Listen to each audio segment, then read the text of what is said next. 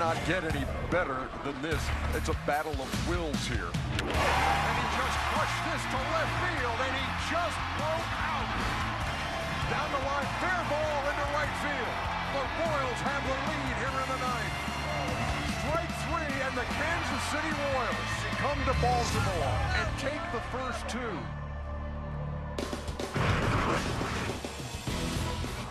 It was 2 weeks ago tonight that the Royals' remarkable postseason run began here at Kauffman Stadium. Tonight the Royals are back home. The Orioles are here too, down 2-0, and trying to do what nobody else has been able to do in this postseason, and that is beat KC. Good evening, everybody, and welcome back to the American League Championship Series here on TBS. I'm Ernie Johnson. This is Ron Darling, and this is the Iron Man, Cal Ripken. All right, Kansas City. I mean, it's been quite a story here in the postseason, Cal.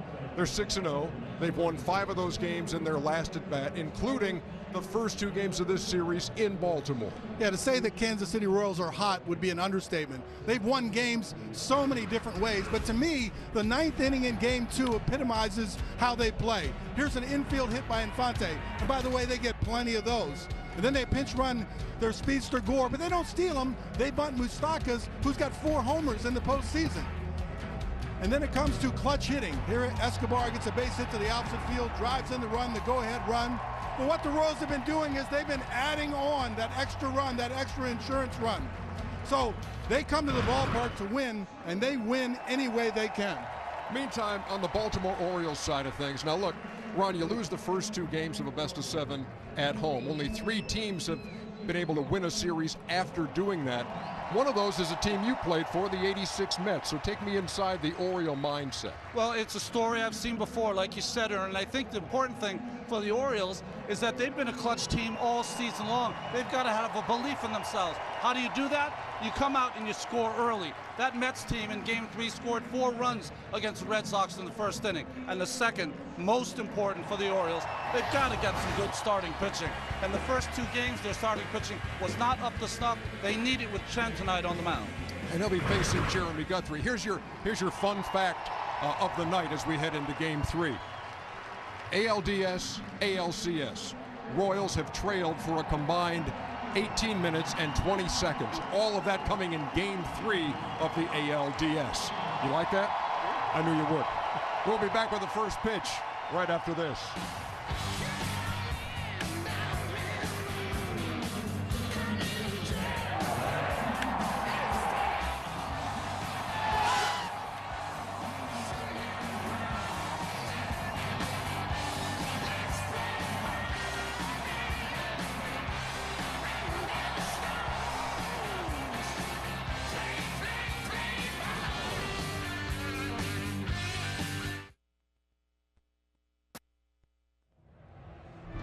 This 2014 ALCS telecast on TBS is brought to you by T-Mobile.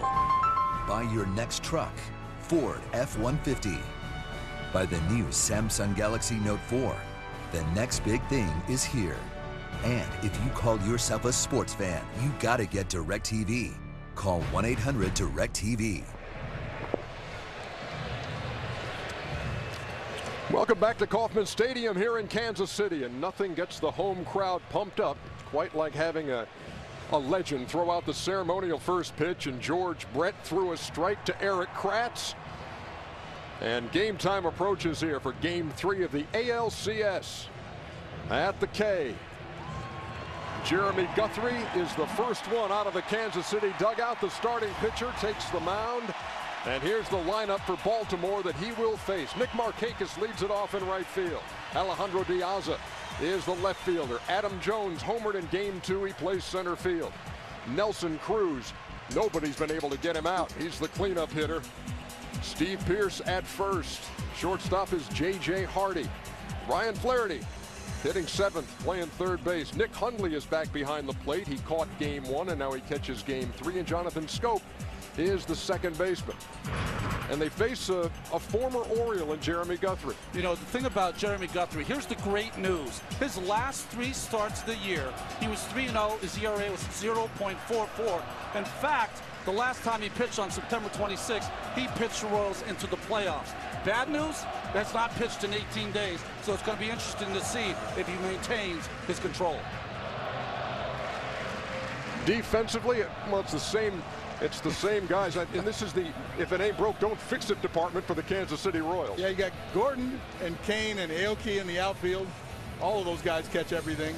And then you come to the infield, you get the double play combination of Escobar and Infante, and then the corners, Moustakas and Eric Hosmer. Behind the plate is Salvador Perez, another Gold Glove winner. And on the mound is Jeremy Guthrie. Umpires for tonight, Joe West is behind the plate. Ron Culpa at first. Mark Wegner makes the calls at second. Brian Gorman at third. Dan Isonia is down the left field line. Marvin Hudson down the right field line. And so Isonia jumps into this series after being the replay and review official in New York. And as a result, Tim Timmons, who had been on the crew here for the first 2 games, is in New York and will handle the reviews. Well, we had plenty of rain, I mean all day yesterday, and we knew pretty early on that that game was going to be called. And today, bright sunshine, nice cool October evening, a little bit windy. We'll see if that comes into play, but we are good to go for Game 3. And Nick Markakis steps in against Jeremy Guthrie. And here we go with Game 3, and there's a strike, 0-1. Well, Guthrie this year, for the 6th time in his career, went over 30 starts, and for the 5th time in his career, had more than 200 innings. A real workhorse. And a real strike thrower. On the ground to first, Hosmer, one of the best in the business, 1 down. Once again, we've got Mike Bordick and Steve Physiak with us, handling each team. Let's check in with Steve. Well, you guys talked about Jeremy Guthrie last pitching 17 days ago when he helped lead Kansas City to the first postseason in 29 years. And the big question is, how would he perform in between that much time? And Jeremy Guthrie, all I can tell you is he's the most prepared, self-disciplined pitcher on the team. He pitched a simulated 5-inning game earlier this week. He showed great command, the coaches told me, and great movement on his pitches, and they said he would definitely be up to the challenge. All right, thank you, Steve. And Alejandro Diaz swings at the first pitch and fouls it back. No balls and 1 strike. Talk about Guthrie being a strike thrower. Last 10 starts, a total of 10 walks.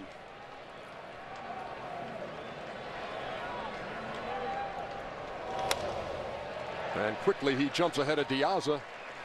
0-2. You know, Ronnie, you said that the Orioles should need to jump out and get a lead. You know, that's easier said than done. I mean, you go out there, you want to get a lead, you want to score, but it's not something you can just snap your fingers and go out there and make your offense do. But I do agree it would be a whole lot better for them to get a lead and then get a chance to actually go out there and relax. Listen, they believe that they can come back from a deficit, but it really helps you to believe if you can put a few runs on the board. Boy, that pitch up and in from Guthrie. He hit 14 batters this season, so he will pitch in. The 1-2 is popped up, and the play's going to be made here by Hosmer, but look behind the plate. Salvador Perez may have gotten hit again. It sounded like he got hit on the backswing. It happened with Josh Hamilton in the American League Division Series, and it just happened again. I mean, right on top of the helmet. The one by Hamilton kind of clipped the side of his face. This one right on top. Well, hopefully it just got the mask. But again, through those battery of tests, this is what you were talking about, Ern. This is in the Angels series, and he went through the whole battery of tests on the field and then after the game and didn't miss any time. And you saw Nick Kenny go out again and check on him. And Perez says he's ready to go. Yeah, normally that happens on a one-handed follow-through. If you see Josh Hamilton swing when he released his top hand, and holds on to his bottom hand. It gives a little bit more distance, but I got to wonder if Salvador wants to get too close up to the hitter. But there is an advantage on foul tips and being able to get in there and frame pitches, but he could be getting a little bit too close. It's that, but he's also the problem of he's just such a big athlete to be behind the plate. You don't see guys his size usually. No balls and a strike to Adam Jones, and it's 0-2. Jones is 3 for 10 in the series. Homered in game 2. It doesn't look like Guthrie has any rust on him right now.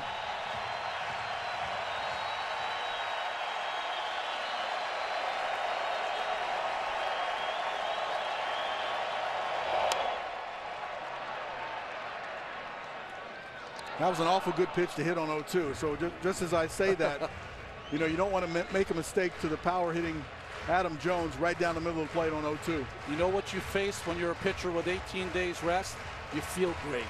You feel strong. You want to let it go. And sometimes you let it go and it catches the middle of the plate like that pitch to Jones.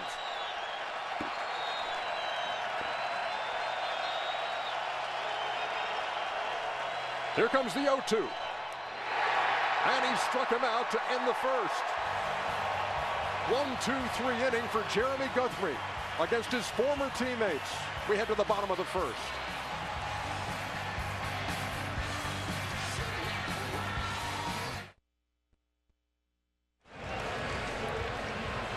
We head to the bottom half of the first here in Kansas City. Royals coming to the plate. And here's their batting order. Alcides Escobar, the shortstop, leads it off. Then Nori Aoki in the 2-hole. Lorenzo Cain will hit third. Eric Hosmer is the cleanup hitter. Billy Butler in the 5-hole is the DH. Alex Gordon leads him in RBIs in the postseason.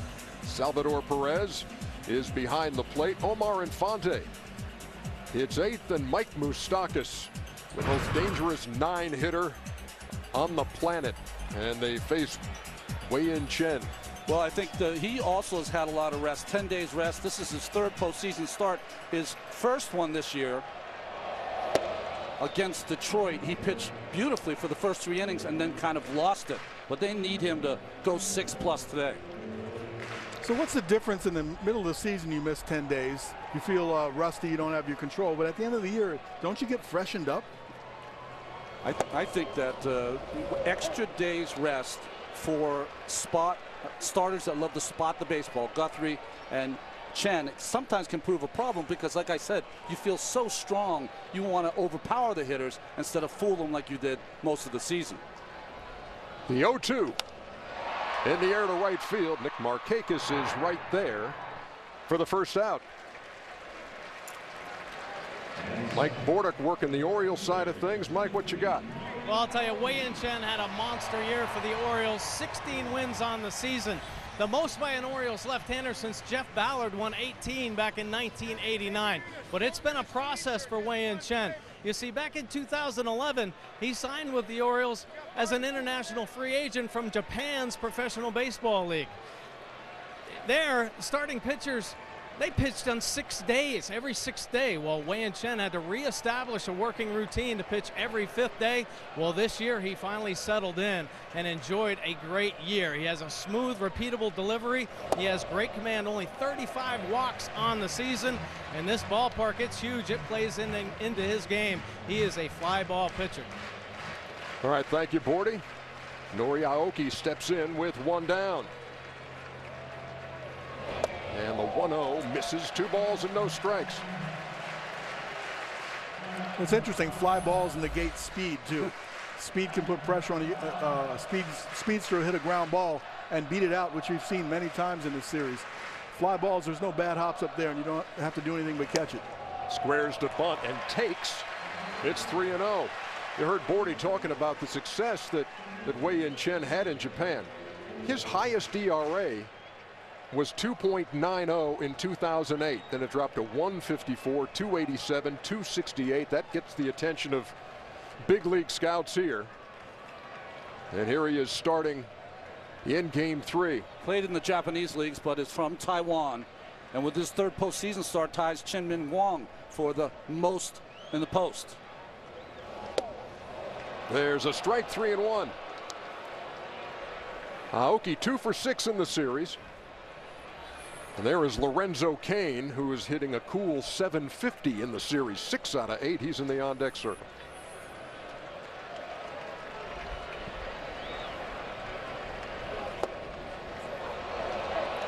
That's through there again. 3 balls and 2 strikes.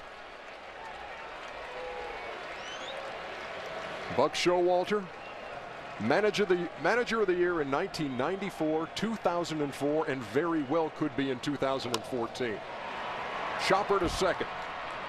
Scope with a low throw, but Pierce made the play. 2 up and 2 down. Now here's that Oriole defense, Iron Man. You got Diaz on left. You got Adam Jones, a 3-time Gold Glover in center, and Nick Markakis, the 2011 Gold winner in right. Going to the middle of the infield, one of my favorite shortstops, J.J. Hardy's got 2 Gold Gloves. His double play partner, Jonathan Scope. Steve Pierce at first, Ryan Flaherty at third. Behind the plate is Nick Hundley, and on the mound is Wei-Yin Chen. So here is Lorenzo Cain. Nice stop at third by Flaherty. Has no chance with the speedy Cain. That's an infield hit with 2 down. I got to laugh a little bit because I've been there many times when you dive and catch a ball and Lorenzo runs down there almost half speed looking at you saying, you got no chance to get me. But a nice diving play, but you got to get up awful fast and make a hard, perfect throw. And Cain knew that there was no chance. Yeah, Flaherty had one of those I've fallen, but I can't get up moments. And you're right, he just saw it and then put it on cruise control. It's nice to break it down halfway, isn't it? His cruise control is still faster than most people. Here's Eric Hosmer.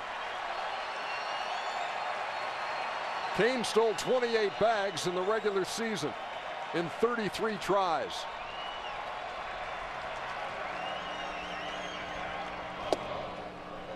And a strike to Hosmer. Hosmer's the only guy to ever homer twice in a game off of Chen.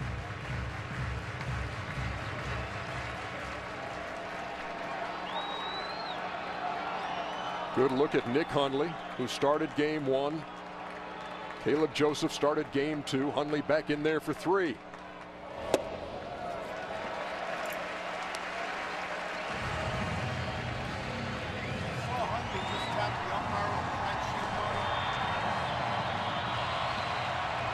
Count even, a ball and a strike.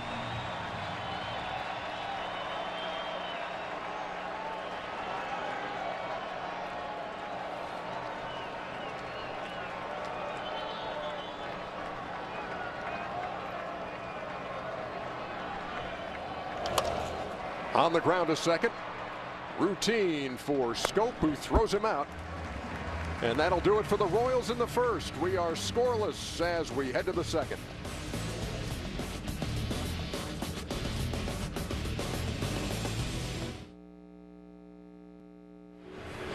You know, it's the little nuances of the game that I love to see. And watch Perez after he calls a curveball. He puts his glove on the ground to let Jeremy Guthrie bounce this pitch. If you throw it out of the strike zone, Jones will go after it, and he did. Yeah, on the other side, Hundley right here reaches out there. I think he's signaling to Pierce now that I'm coming inside, so pinch the line a little bit. Sometimes you also can touch the shin guard of the umpire to say, okay, look, I'm moving inside, and make him aware that the ball's coming in to maybe get that inside pitch. Nelson Cruz leading it off here in the top half of the second. A ball and a strike. He's hitting .444. 4 for 9 in the series. .476. 10 out of 21 for the postseason. He's good for 2 hits every game in the postseason. That's what that means. Well, what's been interesting in this series is that the left side of the infield for the Royals has been playing him to extremely pull the ball. He's got a couple of hits on ground balls up the middle. He led baseball with 40 home runs, and he takes 2 and 2. Yeah, he's one of those guys for a shortstop. When you start to position yourself, he hits balls to both sides of you. Yeah. So you really have to play the counts and you have to play the pitches.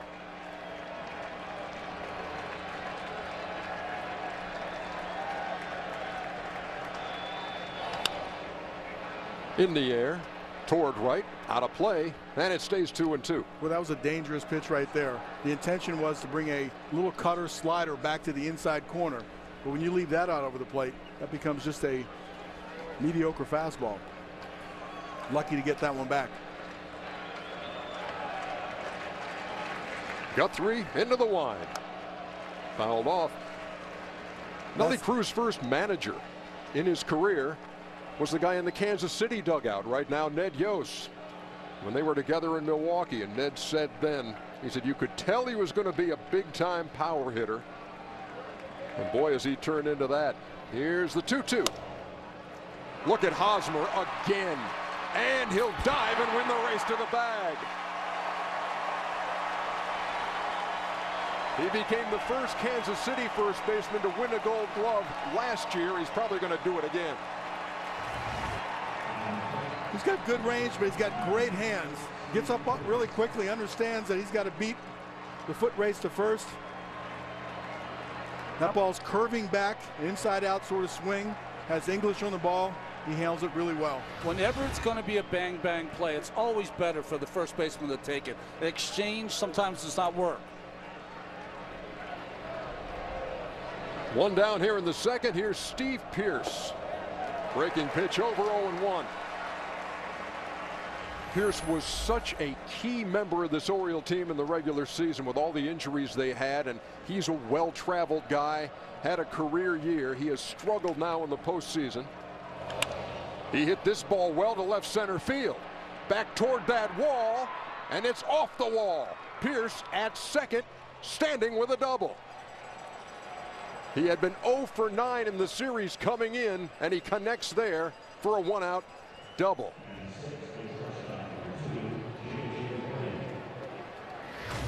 Well, Pearce has instant offense.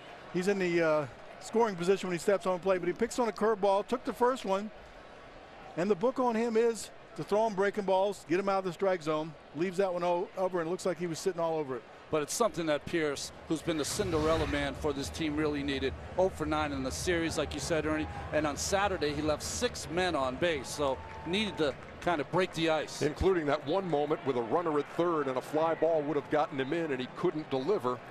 Showed his frustration in the Oriole dugout. But he's in scoring position with 1 out now for J.J. Hardy. Hardy just 1 for 8 in the first 2 games of this series. Hasn't knocked in a run and has struck out 4 times.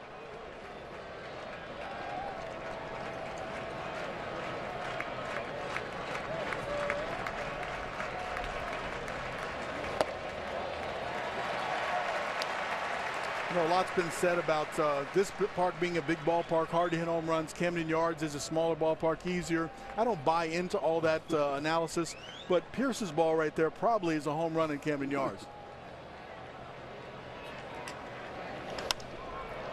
In the air to right center field. Lorenzo Cain with a long run. He won't get there. That ball's going to be off the wall. Pearce around third. He will score, and the Orioles are on top. Back-to-back doubles for the Orioles here in the second. And you know you've gotten a pretty good piece of one when Lorenzo Cain can't catch up to it. Well, they're going to both sides of Lorenzo Cain. This one's a fastball out over the plate. He drives it to right center field. It hangs up in the air for a while, but Lorenzo Cain can't run underneath it. A double easily scores Pearce. Remember now, it was J.J. Hardy that hit the ball in Baltimore that Cain dove for and caught. But this time, he hit it a little too far. Here's Ryan Flaherty. Guthrie ran it inside and missed 1-0. So you talk about the need for Baltimore to jump out, play with a lead. And they've done it right now. The first time they've led in this series, 1-0. I always thought playoff baseball was always easier to play with a lead. If you're tied, especially the game gets on, or if you're behind 1 or 2 runs, it starts to get into you. You start to press a little bit. You start to squeeze the bat a little harder. You start to worry a little bit on defense. When you're playing with a lead, you can relax, and that's the key.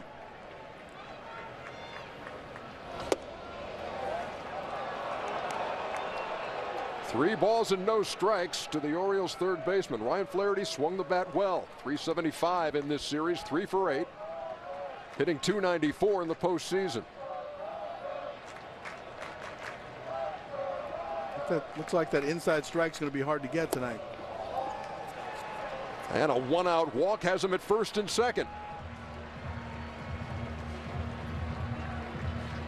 Check in again with Steve Fizziot. Well, Mike Bordick talked about this ballpark being perfect for Wei-Yin. The same is true for Jeremy Guthrie. There's more acreage at Kauffman Stadium than any other American League park. The power alleys at Camden Yards at 364 in left center and 373 in right center. The K is 390 to both power alleys. That's why only 102 home runs were hit at Kauffman this year, while 175 were hit at Camden Yards. But Guthrie is 27-14 in his career in this ballpark. All right, thank you very much, Steve. First walk issued by Guthrie, who 16 times this season allowed 1 walk or fewer in his 32 starts. Here's Nick Hundley.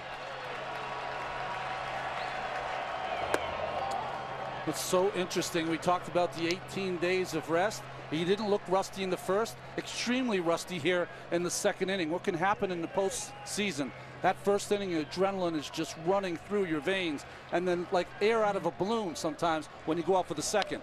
You'll lose a lot of that edge. Fouled back to the screen, 1-1. How about pitching against your former team, Ron? I think that's always difficult. No one in this lineup for the Orioles, though, has ever gone deep against Jeremy Guthrie, but it's always a little more difficult when you're going against a team, a lot of former teammates that know your style of pitching. They played behind you. If that's a drawback to it, what's a positive to it? Well, the positive, he knows the same. And he doesn't really even need a scouting report. He knows how to pitch Adam Jones. He knows how to pitch Nick Markakis. He's just got to execute. Yeah, I think from the hitter's perspective, he knows the hitters really well, but the hitters haven't actually faced him. So there's still, you got to figure out, what does this breaking ball do when I'm actually standing there? You might watch him pitch, but until you stand at home plate, you don't really know. He fooled Hundley with the off-speed pitch. It's 1-2. Hardy and Flaherty are runners. That's in the air to right center field, and again Kane with a long run makes the play. Hardy will tag and advance to third. They're at the corners with 2 down.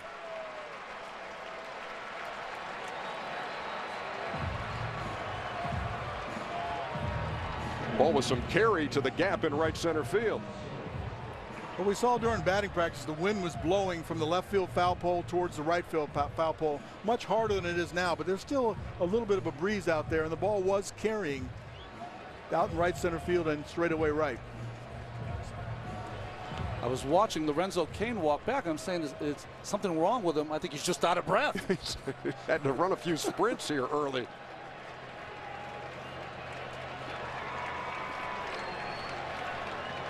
Here's Jonathan Scope, number 9 hitter, Orioles second baseman. 1 run is in here in the second. And Scope takes a strike, 0-1.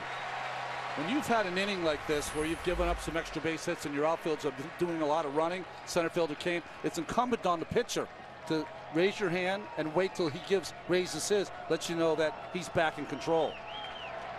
He's caught his breath.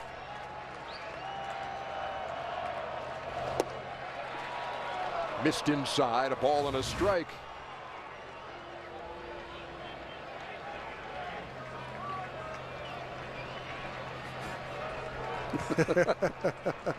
He's a chair.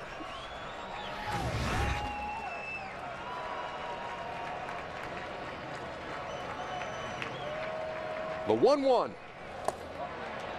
Had a notion, held up. 2 balls and a strike.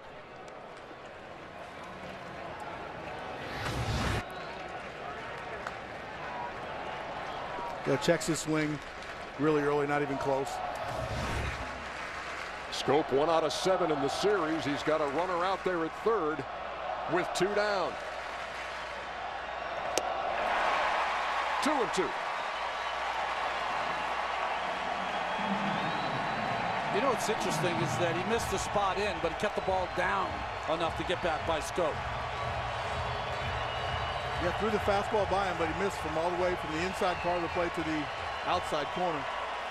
Guthrie's given up a run here in the second, trying to limit the damage right here.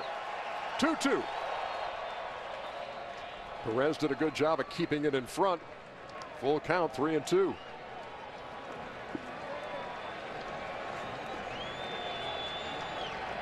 Guthrie, 35 years old, originally signed by the Indians in 2002. Pitched for the Orioles, also pitched for the Colorado Rockies. Popped up over there by first. Hosmer squeezes it. That does it for the Orioles in their half of the second, but they do get on the board. A couple of extra base hits. Steve Pearce, J.J. Hardy. 1-0 Orioles.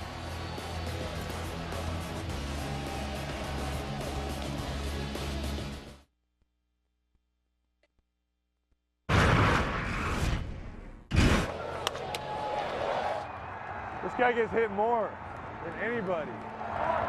Yeah, Savvy, right? That boy, right there all day. Big game, James Shields wearing the mic. Catching candid reactions as the night goes on there in the Kansas City dugout. Bottom half of the second, Billy Butler leads it off against Wei-Yin Chen. Butler 8 for 18 against Chen in his career with a couple of home runs.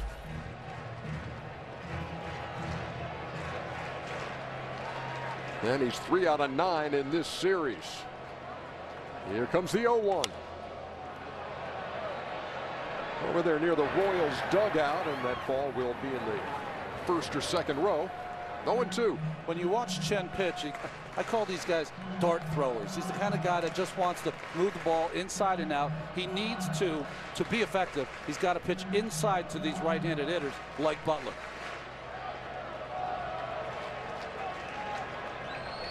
Cal, how do you attack those dart throwers? Pick out one of the darts that you want to. But clearly, a backdoor breaking ball on the first pitch showed him respect. Fly ball to center field. Jones will have room for the first out. Yeah, to me, it's looking for a ball in the right location. So the dart throwers are going to go outside and go inside. So if you guess right, you want to look for the right pitch, but you want to actually be a little patient, knowing that you're going to get the pitch that you want to drive. One down now for Alex Gordon. You can see by the Chevy pitch tracks his arsenal for this season. Just 66%, so 2/3 of his pitches will be fastballs. He uses his fastball a lot for a guy who's not overpowering, but he wants to get you out with his changeup and his breaking pitch. Gordon's 3 for 8 in the series. He has a home run.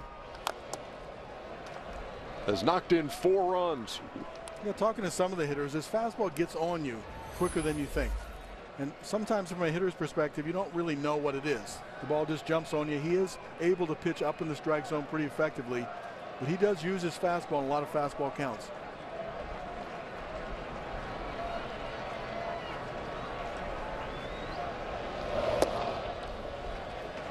I just find it interesting that he was asked, and through an interpreter said, I'm going to treat it like any other game. If I'm going to be out there, I want to do my best and win the ball game. But this really is a start to save their season. Down 2 games to none here in the ALCS. After dropping 2 at home and then coming here to Kauffman Stadium. Some very interesting post-game 2 comments by one of the Royals, Gerard Dyson, as we wait on the 2-1. Count even 2-2. Dyson was asked after game 2, do you think you're going back to Baltimore? He said, no, I don't, and I don't think they do either, meaning the Orioles. And then he said, if we win game 3, there will be multiple people in that clubhouse, meaning the Orioles clubhouse, thinking, man, there is no way that we'll win 4 straight. Gordon goes down swinging for the second out. So what do you think about Dyson's comments? Well, I don't really think that the bulletin board material in baseball matters as much, but you don't want to give a team that's struggling or a team that's losing a chance to actually wake up a little bit. And I'm not saying the Orioles have been sleeping because they've been playing pretty well. It's just that Kansas City's been playing that much better. You listen to the reaction on the Orioles side, they're just going to put it in a place. They're not going to comment on it. They're not going to make a big deal. But down deep inside, they're going to be a little bit more determined.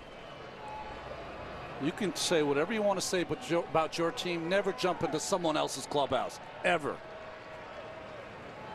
With 2 down, Salvador Perez takes a strike, 0-1. We saw Salvador get hit in the head again on a backswing. Made me think that he might be a little too close, so I checked to see if he had any catcher's interferences in his career. He has none. Because normally a catcher that likes to get up there close and get that foul tip gets his back of his glove hit every once in a while. So maybe he's just tall and keeps his head up there a little longer on the follow-throughs. 1 ball, 1 strike to the Royals catcher. Shattered his bat, rounds it to short. Hardy throws him out, and that bat went in the stands. Hope everybody's okay down there. That does it for the Royals in the 2nd. We head to the 3rd at the K.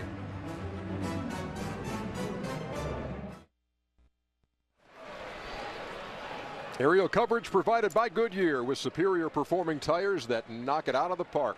Goodyear, more driven. Beautiful night here in Kansas City. What a difference a night makes. Game 3 was scheduled for last night. There was no chance it would be played. Day-long rain. Nick Markakis takes a ball, 1-0. Top of the Orioles order here in the 3rd, and they lead 1-0 over Jeremy Guthrie.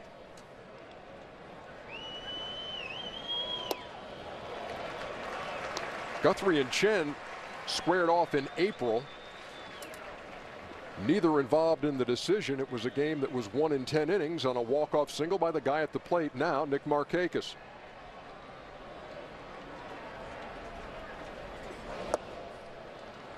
Down low, 2-1. See both pitchers introducing their changeup here lately. Back-to-back changeups right there from Jeremy. And Chen actually struck Gordon out. What a beautiful changeup.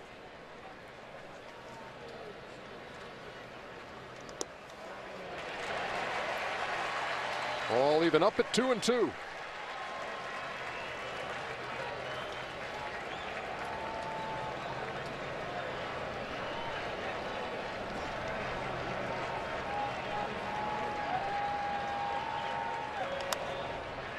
In the air, a blooper over 3rd. Keep your eye on it. Fair ball.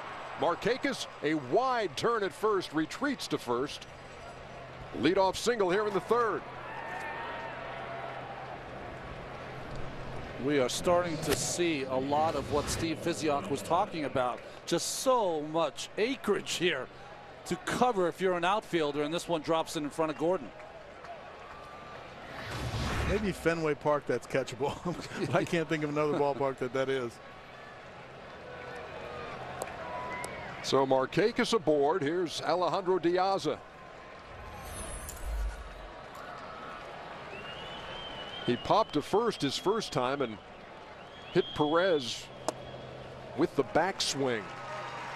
Got him around the helmet and the catcher's mask. Bobby Dickerson down there in the 3rd base coach's box. Diaz, a great pickup by Dan Duquette from the White Sox.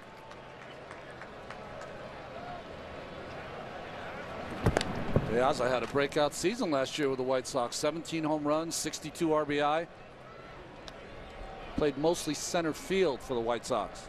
He squared the bunt a little bit, but I think he was just taking right there. And then the throw over to first base is going to see, are you going to square again to see if we can defense the bunt. But I wouldn't think sacrifice bunts is going to be appropriate here. Buck doesn't like to do that. Buck doesn't like to give away an out. They want to play for a bigger inning.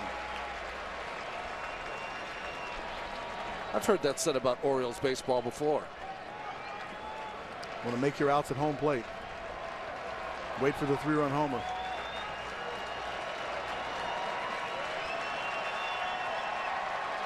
No balls, 2 strikes.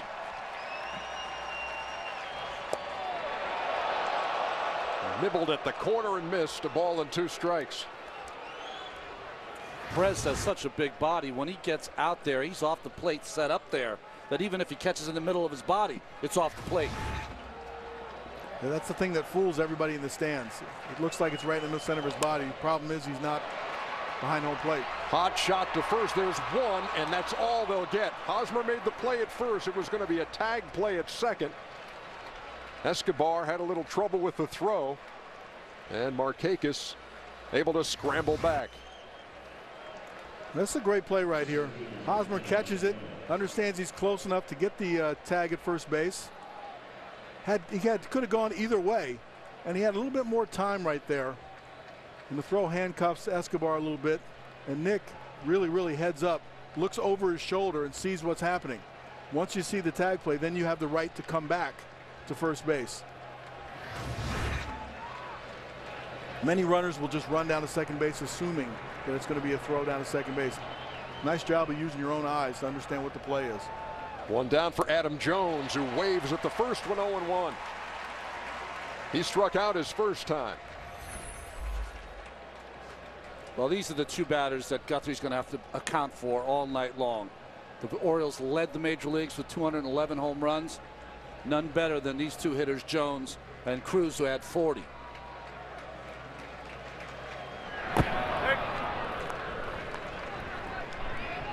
Power hitters generally in the postseason can be pitched to. Bigger, longer swings, power pitching. So it's hard to really rely on that home run ball. Good, diverse offenses, teams that can score runs besides just waiting for the home run, do well in the playoffs.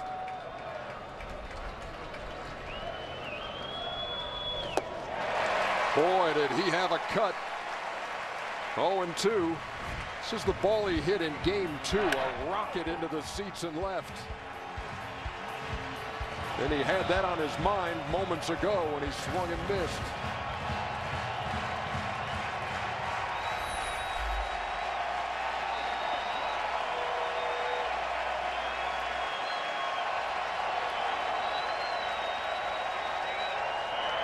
Throw over once again, and Markakis back standing. It was interesting, that graphic we showed, right? Not since 1985. Only one team that's led the majors in home runs, the 2009 Yankees, won the World Series. So, goes to your point, Cal.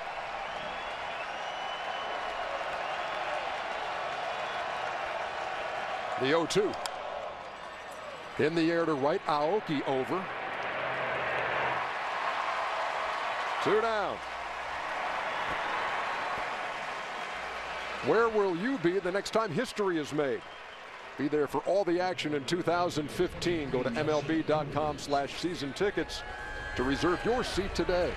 It's been funny how the home run totals. You look at Baltimore leading baseball. In fact, Baltimore had more home runs than the state of Missouri combined. You add up the Cardinals and the Royals, they didn't have as many as the Orioles did. But in the postseason, the script has been flipped. Cardinals hitting the ball out of the yard like crazy. And Kansas City's had its share as well. Well, good pitching does beat good hitting. And home run guys do have a little bit longer swing, and they have a few more holes in their swing that can be exposed. And power pitching, exposing those home runs, or you pick out players in the lineup that says, I'm not going to let them beat me.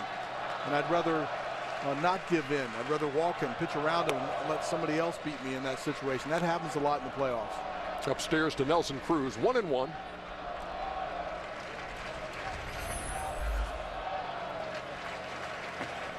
And Nelly Cruz seems to be exempt from that.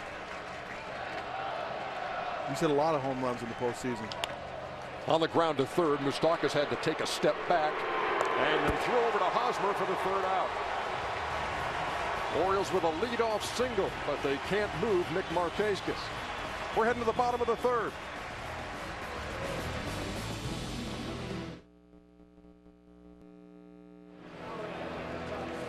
The suspense continues tomorrow afternoon right here on TBS, featuring ALCS, Game 4 between the Orioles and Royals at 4 Eastern. Then tune in to FS1 tomorrow night at 8 to catch Game 4 of the NLCS with the Cardinals and Giants. Do not miss the action. Cardinals-Giants, a 2-1 series for San Francisco after the Giants win today.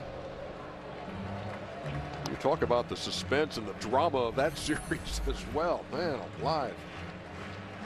Winning run scoring today on a throwing error. Omar Infante takes a strike. It's 1-1. Bottom half of the third inning in game 3.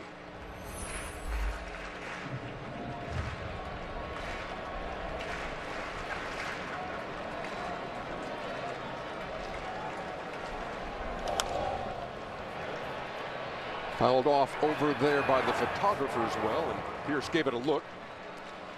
No play to be made. You know, it's interesting, Cal. In the open, you're talking about the Kansas City kind of inning that they had started by Infante in the top of the ninth in Baltimore the other day.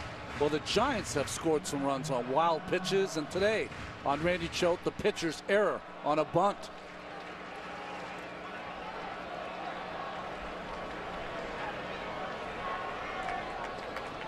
One ball, 2 strikes to Infante. More in close ball games, it is about the execution. It's the small things. The games can be decided in the early innings on lack of execution. And they're emphasized a whole lot more in the playoffs.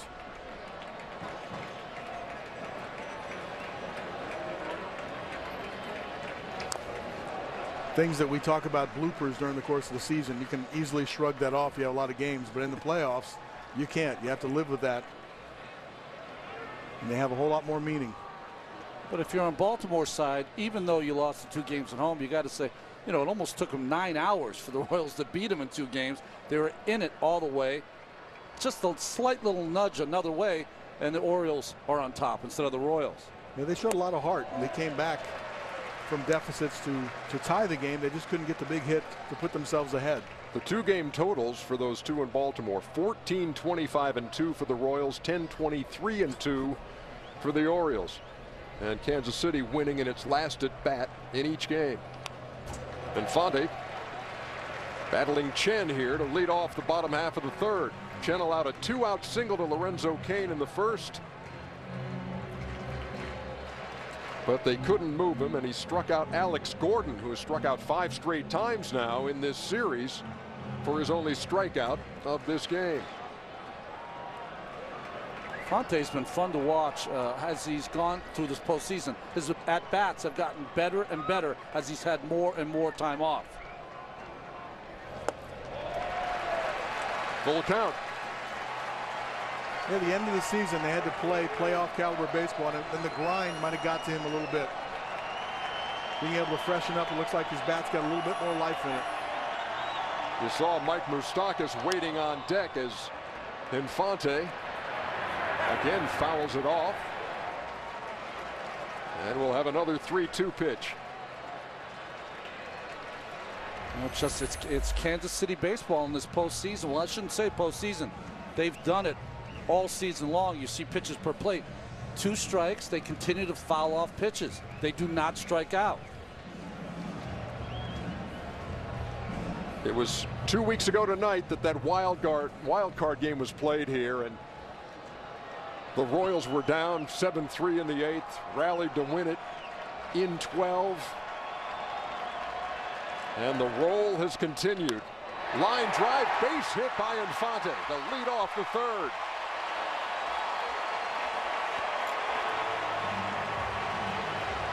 Let's go down to Matt Weiner. Matt. Omar Infante is the one higher priced free agent in this Royals everyday lineup, and these 2 teams are both proof that you don't have to be free spenders to make it to the elite levels in Major League Baseball. For the Royals, a lot of their success hinges on a decision that Vice President and General Manager Dayton Moore made about 4 years ago, when he had a team that wasn't quite ready to win and a Cy Young winner that everybody around baseball wanted in Zach Greinke. Moore made the decision to deal Greinke to Milwaukee in a 6-player deal that brought back, among others, Alcides Escobar and Lorenzo Cain, who are now half of one of baseball's best up-the-middle defenses, and we've seen the dividend that deal has paid this week. Absolutely. Thank you very much, Matt. There is Lorenzo Cain, who's done it with the glove, done it with the bat, done it with the speed. And at the plate now, it's Mike Moustakas. No balls, 1 strike. Runner at first with nobody out.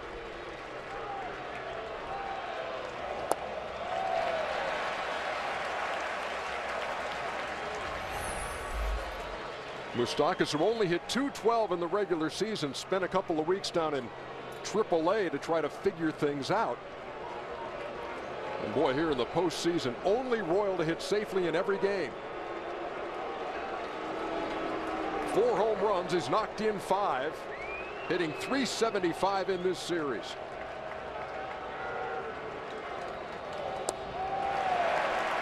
You know, it's interesting. All hitters, when they're swinging the bat really well, they get good pitches to hit. Now, this Royals team in general likes to swing the bat early in the count, put the ball in play. But Moustakas, you know, the wild card, he was getting 2.33 pitches per plate appearances. In the ALCS, he got 3.83. In the ALCS, he's averaging 5.33 pitches. They're pitching him more carefully, but he's looking for a better pitch to hit. Ahead in the count, 2-1 against Chen. Grounded to second. Scope to Hardy to Pierce. 4-6-3 double play.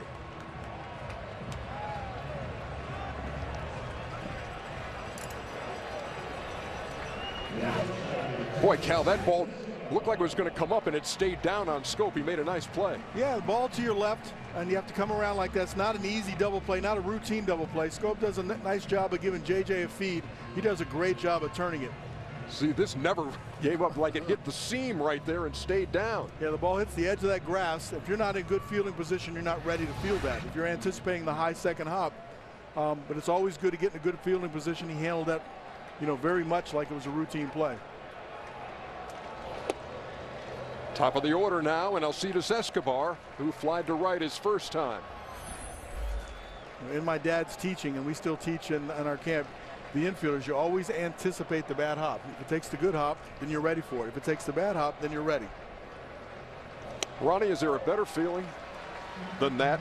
Leadoff single, and then you get the 4-6-3. Well, what's great about it is, you know, you have a hot hitter up there. Cal was talking about Moustakas. He's a guy that, because you have a runner on first, you can't go into the full shift that you like to use against him, and you hit it right in the natural second baseman position. There isn't a better feeling.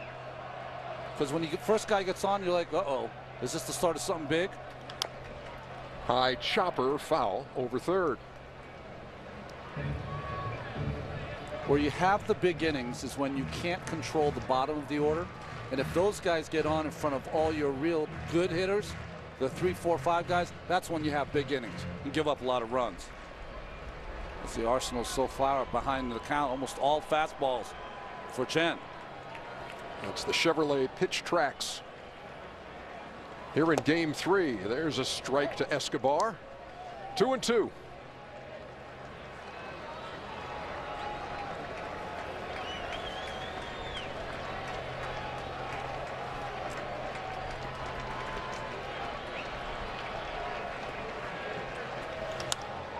In the air to right field, Markakis back and squeezes it for the final out.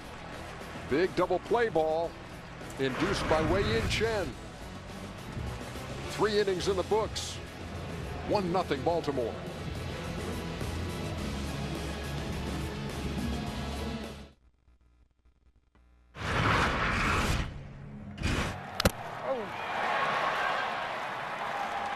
All right, throw the ball.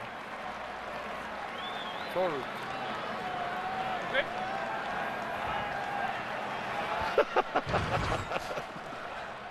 A lighthearted moment behind the plate with Joe West here in game 3. We move to the 4th. Steve Pierce leading it off against Jeremy Guthrie.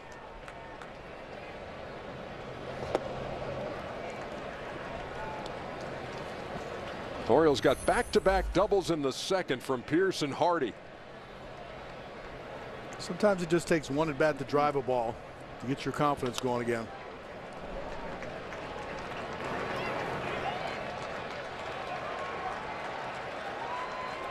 It was interesting when you saw him in Baltimore. He looked like he was trying to hit everything 500 feet. A little more controlled swing today. That double in the second, his first hit of the series. He's 1 out of 10.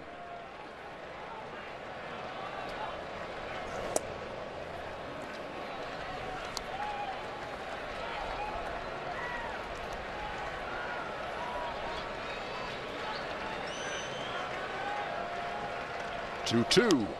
Foul away. It's interesting. You look at his stance. He's got a little closed stance. You don't see that often. Well, that's after he made the out with a runner on third, less than 2 outs. He wanted to drive that run in really bad. Just didn't get the job done. Line drive speared at third by Moustakas.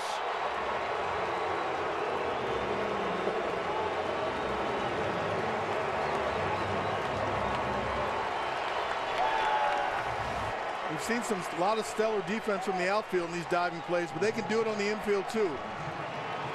Mike gets a good jump, crosses over. That ball was scalded. Catches it right in the end of his glove. Nice play. Kansas City Royals pitchers lead the world in tipping their caps to the fielders. Here's J.J. Hardy. I tell you what, Cal, especially when you look at the replay, it looked like that ball was past him. The ball was hooking back, and that one was hooking towards us. But yeah, when you first look at it, it feels like it's far away from you, and then you go to dive, it is coming back, and you do catch the ball behind you sometimes. And the speed of the ball just took the glove behind him as well. Off speed, Hardy out in front, 1-2.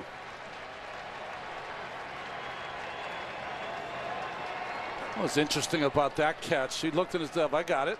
I like is that, you know, he had that little hop step to get into that ready position so he could move either way. Missed with the 1-2, count even. Playing in the top half of the fourth here in game 3.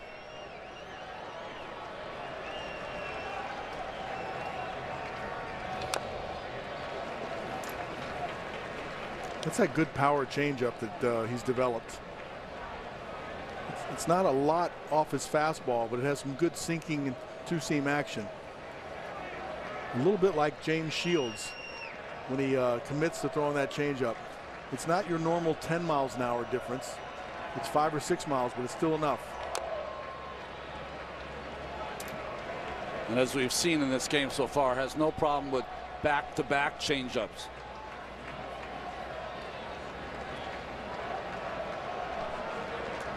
Royals with the winter caps. Pretty beautiful night here tonight. Temperatures in the 50s, a little bit of a breeze, and about 300% better than it was yesterday here in Kansas City.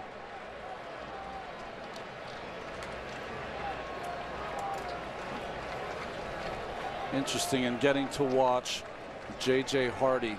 You want to keep the ball down. He's a good high ball hitter. Loves the fastball.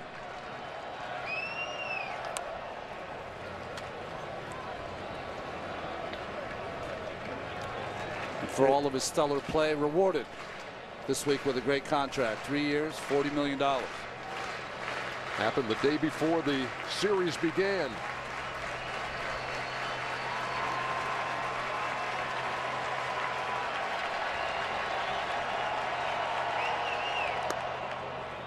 Back in his Milwaukee days, J.J. Hardy rehabbing from an injury in Arizona. And who does he see in Arizona but a bunch of guys the Brewers had brought up, including the shortstop right now for the Royals, ALCS Escobar.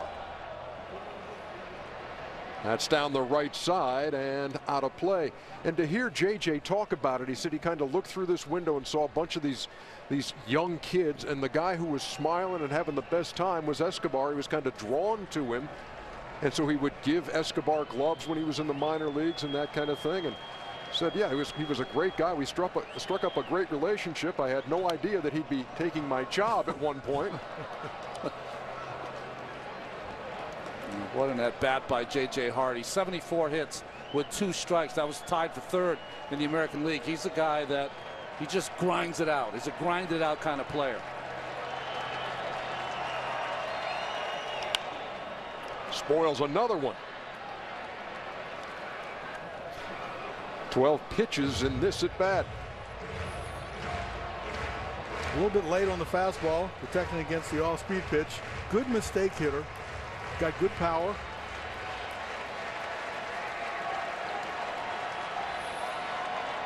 saw him drive a fastball to the right center field gap first time up.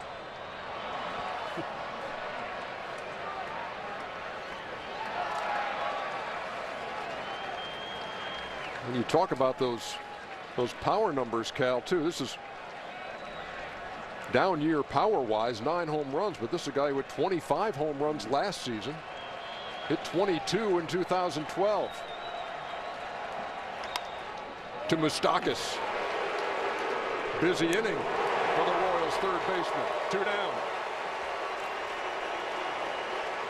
Learn the Orioles and Royals keys to winning Game 4 with the Team Stream app from Bleacher Report. Download Team Stream for your iPad, iPhone, or Android device today. Probably have some advice on Game 3 too.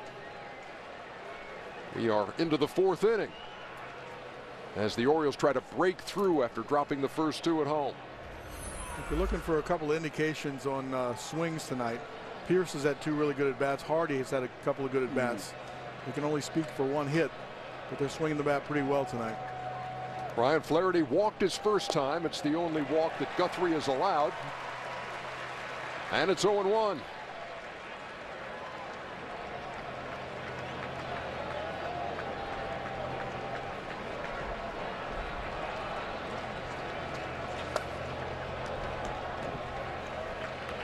It's interesting to watch Guthrie, right? He started Flaherty out with a curveball. Why? Flaherty hitting .442 on the first pitch this season. So he's a guy that we talked about. He's so smart, class valedictorian in high school. He's a guy that knows how to prepare by using the at-bats he's seen all season long. Valedictorian in high school and went on to play at Vanderbilt.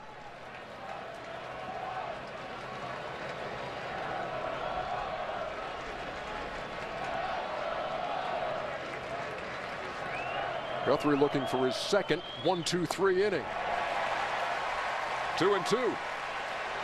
He retired the Orioles in order in the first, striking out Adam Jones to end it. Baltimore scored 1 in the second, had a base runner in the third, and here comes a 2-2 to Flaherty.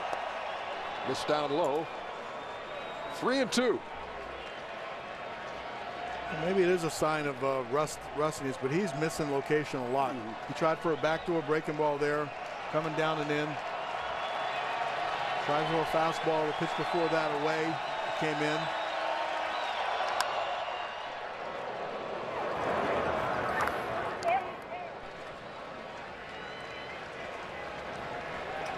Those sorts of mistakes will catch up to you.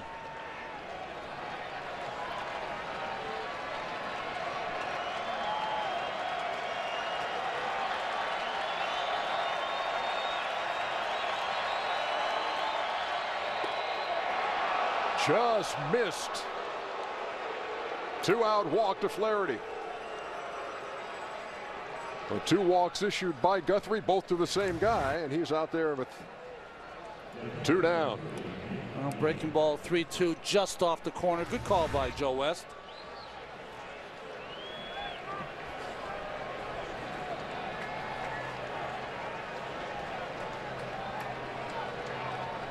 That'll bring up Nick Hundley, who flied out to center his first time.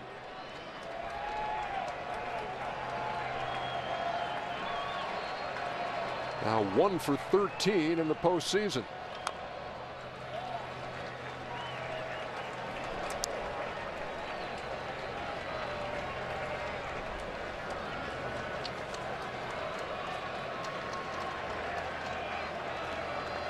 Hundley drafted by the San Diego Padres, 2nd round in 2005. Traded by the Padres to the Orioles this past May for Troy Patton.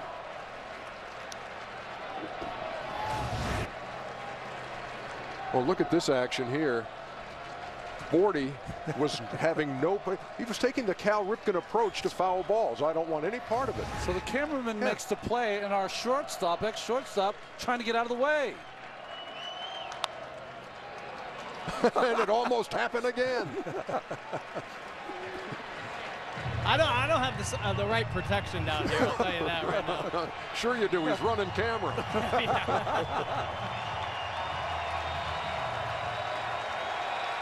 I don't disagree with that strategy. We know how hard the ball comes over there. You need a glove in your hand.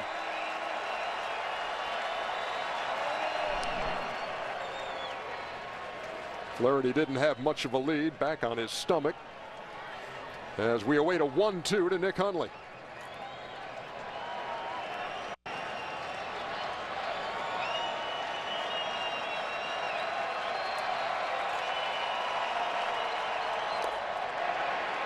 Just got a piece.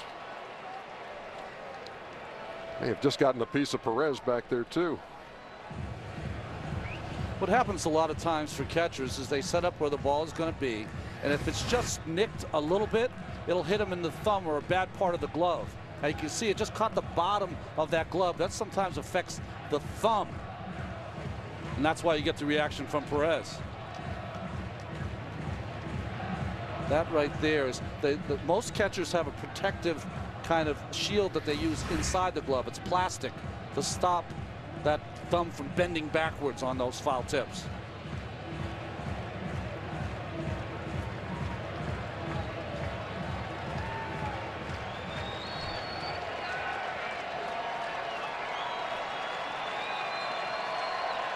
One ball and 2 strikes to Nick Hundley. Flaherty with a lead at first. Here it comes from Guthrie. And that is strike 3, and that'll do it in the 4th. Second strikeout for Guthrie. Middle of the 4th, 1-0 O's.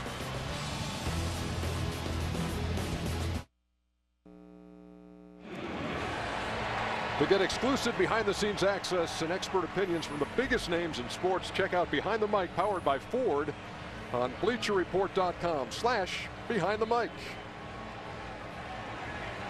We move to the bottom half of the 4th here in Kansas City. Matchup of a couple of guys who both played in the Central League in Japan from 2008 to 2011, so obviously familiar with each other's work. Wei-Yin and Nori Aoki. Aoki this season, though, has been outstanding against left-handed pitching. His batting average .363 against left-handers.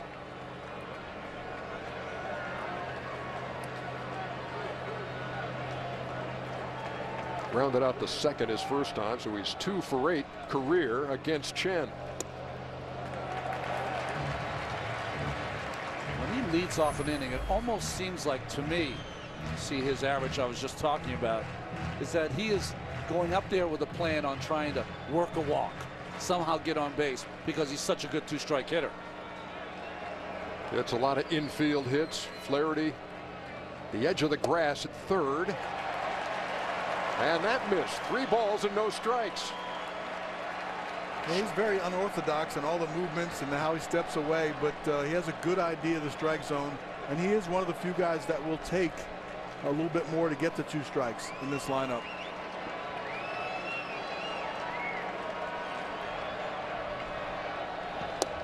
Taking all the way, 3-1. Now the Royals got their leadoff hitter on in the 3rd. Infante singled after a great at bat. Was wiped out in a double play. Only 2 hits allowed by Chen to this point.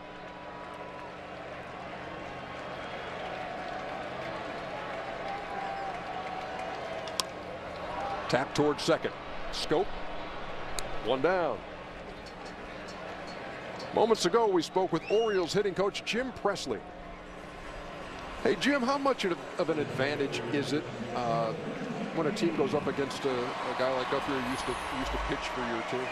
Well, we know him pretty well. We know what he tries to do. He's come up with a little cutter since he's been with the Royals, and I think that's what pitching coach kind of teaching those guys that. But he's basically the same way. Pitches in a little bit, goes away, throws a lot of change-ups, both left-handers and right-handers, and kind of keeps you off balance. But he's got a little velocity. You know, we've got 3 and 2 hits, and pitching's doing a pretty good job right now. That's usually the way it is in these ball games. But we'll get to him. We'll try to, you know, wear him down, get his pitch count up, and hopefully get some guys on, get a big base hit. Hey, Jim, you got a good hitting ball club, and it looks like 2 good at-bats by Pierce and Hardy. Things look like they're coming around. Yeah, we're making him throw some pitches, and that's what we try to do. You know, we got guys on. We've had 4 left right now, but we need that big 2-out base hits. If you can get 2 or 3 of those in a ball game, you're going to win. Thanks to Jim Presley for his time between innings. Lorenzo Cain Waiting on a 1-0 from Chen. Just a little blooper that finds some grass in left field. Kane will stay at first. You know, we talked earlier about how important it is for Chen to be able to throw inside. Made a good pitch on Aoki to get him out on a fastball in. This is a really great pitch on the inside, but Kane muscles the ball out into the outfield, gets jammed, and he's back on base again. Infield hitting a jam shot, 2 for 2. Keep in mind it was the 4th inning that was the trouble spot for Wei-Yin Chen in his start against Detroit in the American League Division Series. He looked really good for 3 innings and then gave up a 3-run jack to J.D. Martinez, and Nick Castellanos followed back-to-back home runs. He didn't get out of the 4th. Kane's at first with 1 out for the Royals cleanup hitter Eric Hosmer.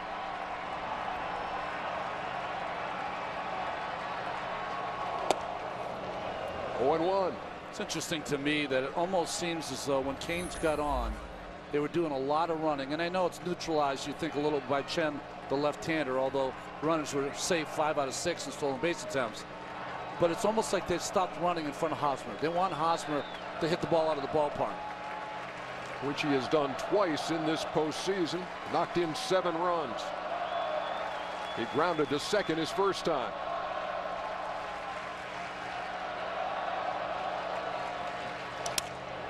Shattered his bat, another blooper, and that's going to fall.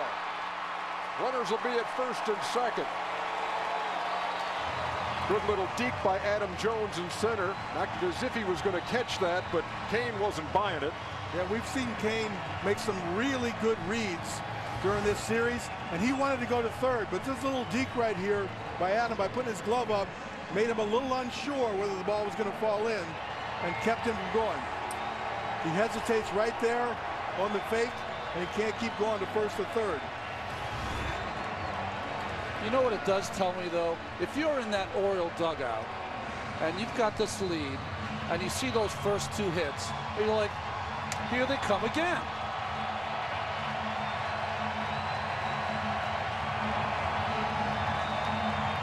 You can't let that sway you. No, you're right, but you got to play. You said, look, you look at the positive side of this. You know, there were 2 lucky hits. They're not hitting the ball hard. Chen's throwing the ball where he's supposed to. Let's make a play on defense. Here's Billy Butler, flight out to center his first time. Tying run is at second.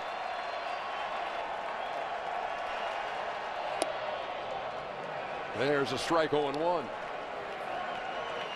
Butler's been really good in the postseason, 4 for 10 with runners in scoring position. Chen pitches in the same way. Started him off with a breaking ball last time up. Starts him off with a breaking ball here.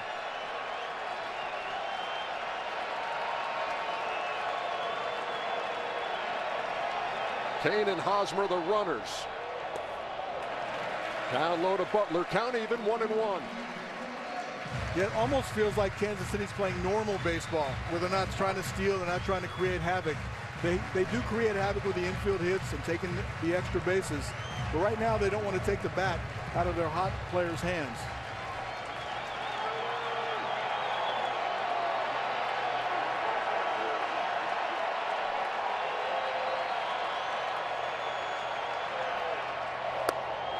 That stayed down low, 2-1.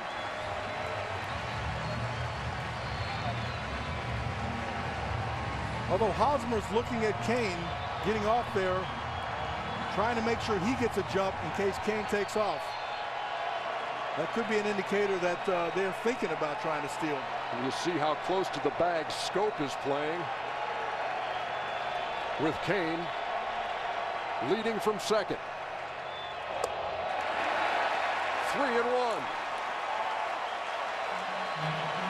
Chen hasn't walked a batter, but another bad one loads the bases. Well, that's what Ned Yost is talking about. Even when you're not, it's the threat that you might go that forces the pitcher a little bit outside of his rhythm, and many times forces good hitting counts. All you got to think about if you're Chen is that you have a guy, if I get the ball on the ground, keep the ball down, could get a double play. They're loaded.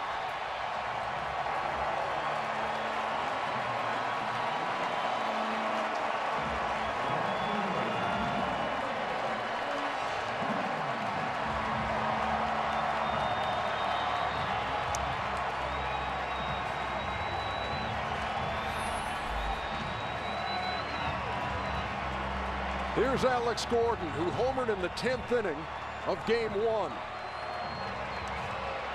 Struck out 4 times in Game 2 and struck out on his first trip tonight. And he bats with the bases loaded. Royals down 1-0.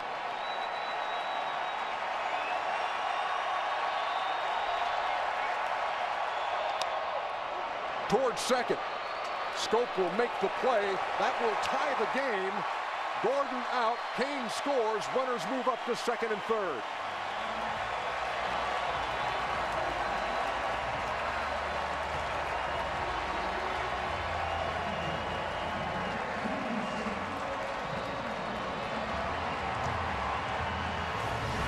This amounts to a little small ball right here. He hadn't put the ball in play in 5 at-bats. He was going up there with the idea of putting the ball in play and give him a chance to score a run, and they get a run with a force out. Gordon now 7 RBIs with the bases loaded in the postseason. And 9 ribbies in the postseason to lead Kansas City. He led them in that department in the regular season. Here's Salvador Perez with runners at second and third. Swings at the first pitch and pops it up behind first. Scope makes the play. A little bit of a breezy night. Run everything out. Kansas City ties the score in the 4th. We head to the 5th.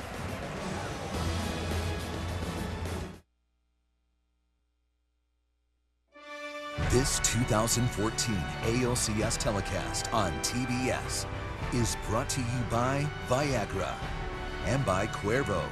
Have a story. Drink responsibly. Royals tie things up in the bottom of the 4th. We move to the 5th. 9-1-2 for the Orioles due against Jeremy Guthrie. Here's Jonathan Scope.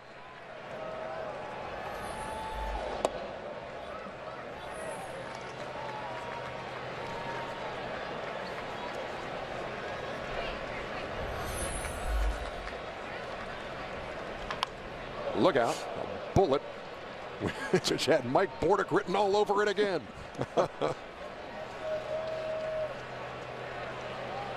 Jonathan Scope, excuse me, Jonathan Scope's going to turn 23 on Thursday.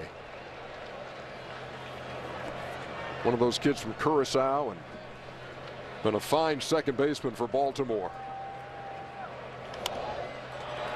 Popped up, Moustakas wants it. The Moose calls go up. 1 down.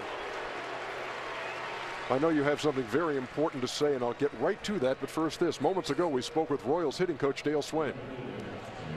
Dale, what's the Royals' approach against Chen? Well, I mean, obviously, you know, he's got a good command of his fastball tonight. He's painting in the inside corner on both sides, left-handers and right-handers, so he's not making a whole lot of mistakes out over the plate right now. Hey, Dale, let's keep the theme going about approach. You guys got a team that can hit some home runs, but you haven't hit a lot of home runs. You come back from Camden Yards. Is there any concern when you get back into your big ballpark that you got to shorten their swings again? Well, I mean, there's no doubt that you know, this park doesn't play home run friendly to anybody, but you know, it's just one of those things where you got to get the ball and you got to get on base, and that's the way we play too at home, is to make things work and steal some bases and get hits when we get guys in scoring position. That's how we score at home. Thanks to Dale Swain for a few minutes between innings, as Nick Markakis waits on Guthrie and takes a strike. 2 balls and 1 strike. So before I so rudely interrupted you, and you so graciously allowed it, what's on your mind? Well, it wasn't that important, but we look at all the foul balls going over there chasing Bordy. That's a good indication of the sinker from Guthrie. A lot of squibblers on that direction, even some hard hit balls. He's going in hard on the righties, and that's the only place he can hit the ball. So it's a good indication for Guthrie that pitch, that sinker, is working. Oh, that's an excellent point. Okay. Don't sell yourself short on that. It was well worth the wait. 2-2 to Markakis, the Orioles leadoff hitter, who was 1 for 2.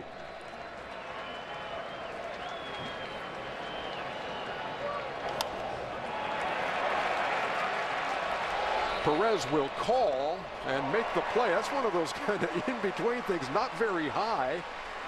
That's one of those that my buddy John Smoltz would say, everybody out of the way, I'm catching that as a pitcher, even though you're never supposed to. It is one of those plays. Why is it the pitcher's ball? One, it's a real difficult catch for Perez, but he took charge. But it wasn't hit high enough for any of the middle infielders to get there in time. Yeah, generally speaking, from the infielder's perspective, you want to not involve that pitcher anytime you can. But that is a particular ball that's not very high. It's a much easier play for the pitcher just to call that off. 2 up and 2 down. Here's Diaza, who takes outside. 1-0. Yeah, the corner guys can't get there fast enough, and it's an extremely difficult play for the catcher to come out and make that catch. I think Guthrie just didn't want Perez to run him over. That's why he got out of the way. Well, again, another shot of him missing location, but his ball's moving all over the place. That was a really late cutter that that Markakis popped up just then. It got in there a lot. 2 balls, no strikes. Infante throws him out. Easy inning for Jeremy Guthrie. Shuts him down after the Royals tied the game.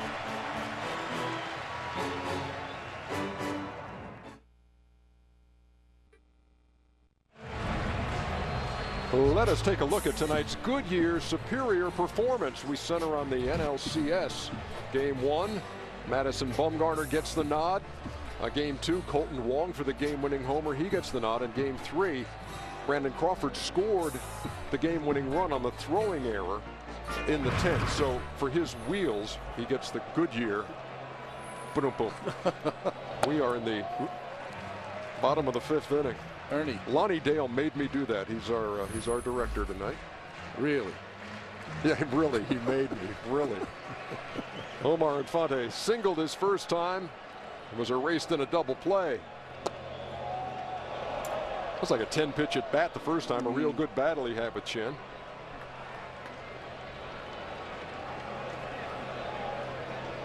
And keep watching the signs from the Orioles, and if you're watching and you're looking at it, they're giving a series of signs with no one on base.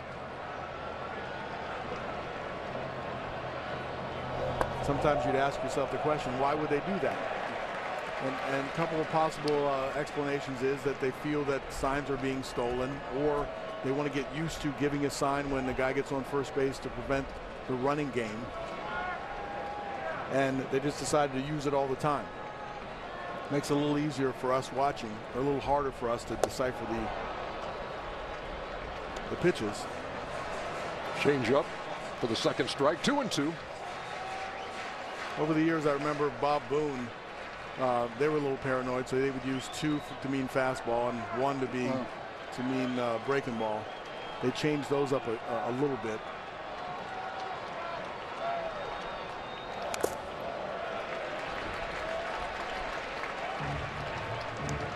The only problem I see when you give a series of signs or multitude of signs is that you can get a pitcher out of his tempo if the catcher and pitcher are not on the same wavelength in a game. We've seen it happen with Shields and Perez in the postseason, but Hundley's been good tonight. 2 balls, 2 strikes. And Infante goes down swinging here in the 5th. Matt Weiner, what's happening? Hey, EJ, you know, Wei-Yin Chen has a fairly stoic demeanor out there on the mound, but according to his catcher, Nick Hundley, that belies what a fierce competitor he really is. He's also the only player in this game likely to have to perform his media obligations in 3 different languages afterward. He hails from Taiwan, so there are reporters here from his home country. He played in Japan and speaks Japanese fluently. He'll answer questions in that language as well, and has an interpreter for English questions. He has picked up some English since arriving in the United States, and I'm told he becomes particularly expressive in this language when it comes to Buck Showalter trying to remove him from the mound. Moustakas is waiting on Chen. And that's line foul, and Rusty Kuntz lost the helmet, caught it, and then had some quality time with the fans down there. Look at Rusty. Look out. Watch the helmet. How you doing? We sure don't move like we used to. I don't know. You know, when I told Rusty Kuntz during the regular season too, we had done a We're doing a Royals regular season game and said, I don't know if there's anybody in baseball who enjoys the game any more than you do. There is a smile on that face a lot in the course of a game. And he just made a bunch of fans' night right there here in game 3. 1-2. There was a little fear on his face trying to get out of the way of that line drive, though. Moustakas caught looking for the second out. Third strikeout for Wei-Yin Chen. It's what Dale Swain was talking about before. Chen has done a great job of spotting his fastball inside to the righties and here to Moustakas.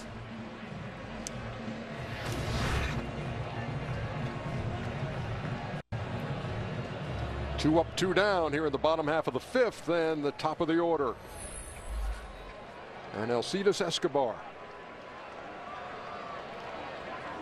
He is flied out to right twice.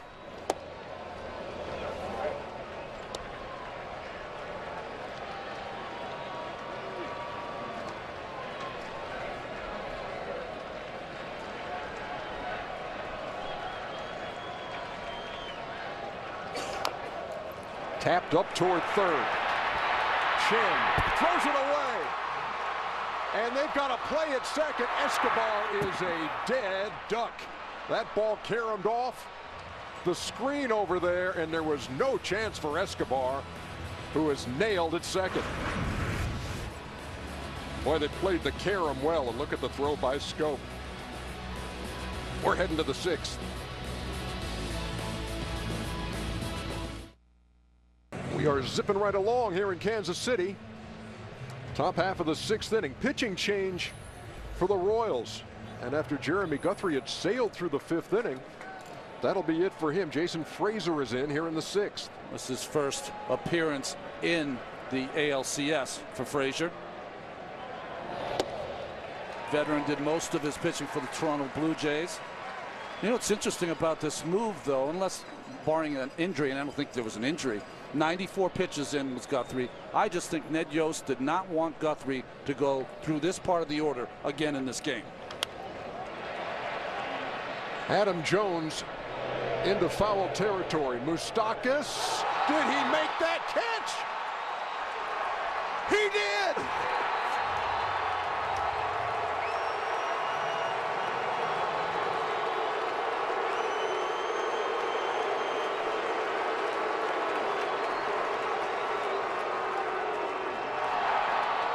How many plays can we see the Kansas City defense make in this series? Well, he gets to the rail, doesn't give up on it, and the wind probably is pushing it back just a little bit. Has a good beat on it, but what a catch. Fully extended. On the 11th anniversary of the Steve Bartman game, the Royals fans let Moustakas catch that baseball. Here's Nelson Cruz with one down. And those guys are all five because they were part of the play. We didn't catch it, but we caught Moose. Strike to Cruz, 0-1.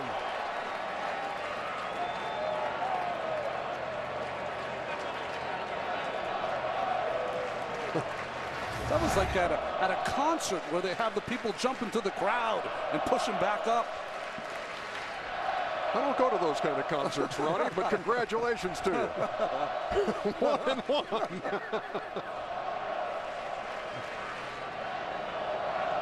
Getting back to the pitching change, I like the pitching change. Remember, La Russa was logging more innings from his pen. Now, from a hitter's perspective, it's another look. You might be able to get through an at-bat where you're not really ready for what you get. So I like the move by Ned Yost. Cruz tried to check his swing, and the first base umpire, Ron Culpa, said he did check it. 2-1. Cruz this season and in the postseason on a 2-1 count, he's only batting .550. Some gaudy postseason numbers for Cruz. Great in the ALDS. And he fouls that back 2-2. He hit the ball well in the second. Hosmer made a great play wide of first and then beat Cruz to the bag. And he grounded out to Moustakas his next time in the third.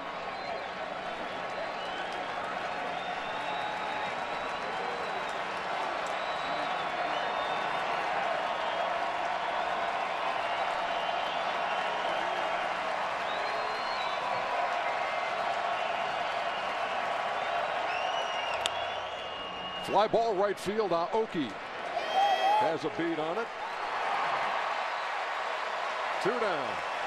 If you've watched the Royals in the course of this postseason run, or even in their regular season, you know that the formula Ned Yost likes to follow is get to that 7th, 8th, and 9th inning, turn it over to Kelvin Herrera, and then Wade Davis, and then Greg Holland. And there you see Herrera getting loose with 2 outs here in the 6th. There's Davis, who's been untouchable, and there is Holland. They try to reduce it to a 6-inning game, and then they say try hitting these 3 guys. Combined ERA of 1.42 in the postseason for that trio. And you know, the strategy normally during the regular season was with a lead, but in the postseason, no, throw that out the window. You need outs and you need a chance to win. So they're going to expand their roles into a tie game, and sometimes even when they're losing.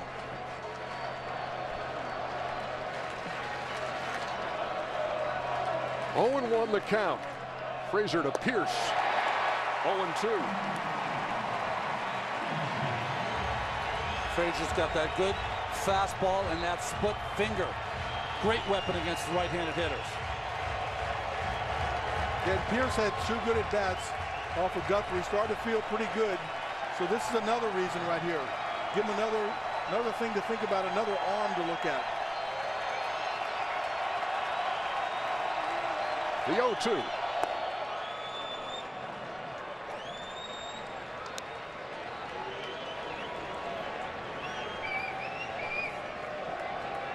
Adam Jones, you saw him.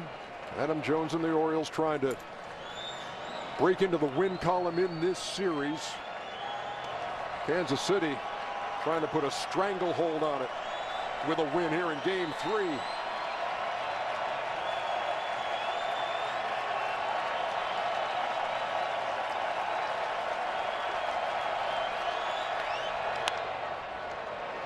In the air to right center field. And Kane at the track makes the play. A 3-up, 3-down inning. And you'll see this on the highlights a time or two. Mike Moustakas. Incredible.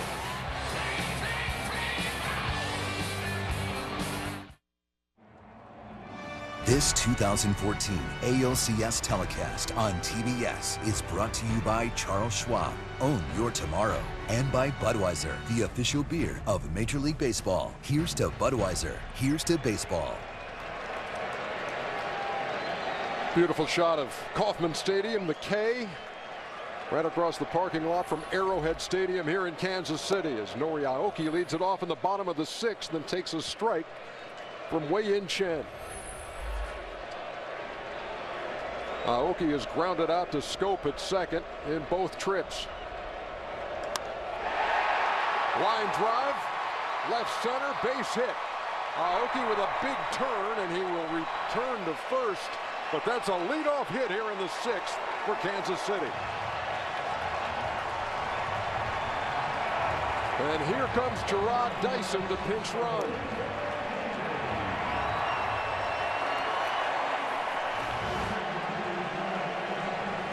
This is one of the hardest balls hit today. He gets his leg up in the air, hangs a little bit. A classic inside-out swing, drills it to center field.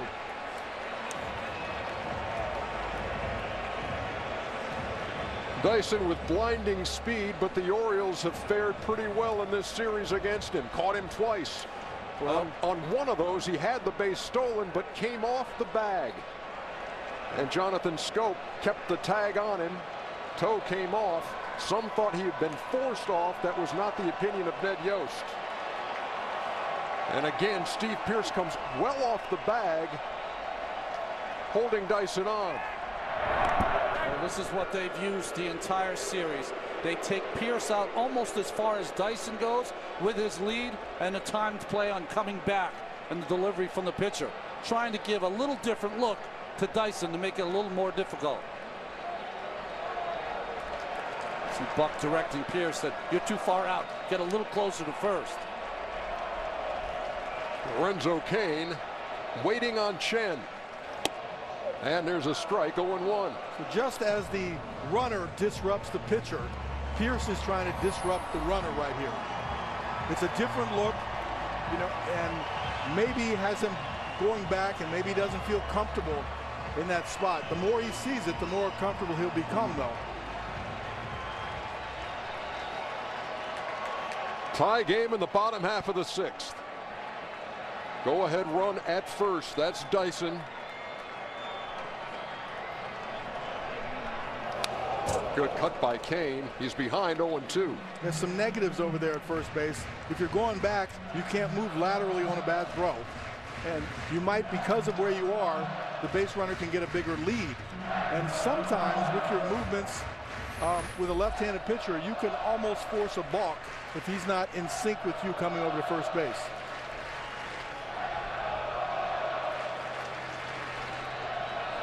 Dyson was 36 for 43 in the regular season.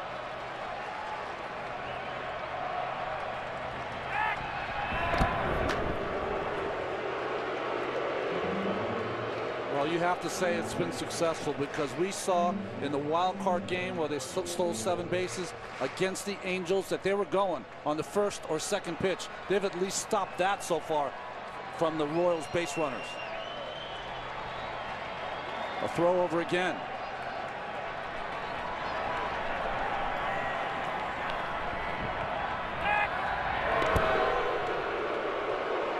The biggest advantage the Orioles starters have is that they all are quick to home plate, which gives the catcher a chance to throw out the runner at second base.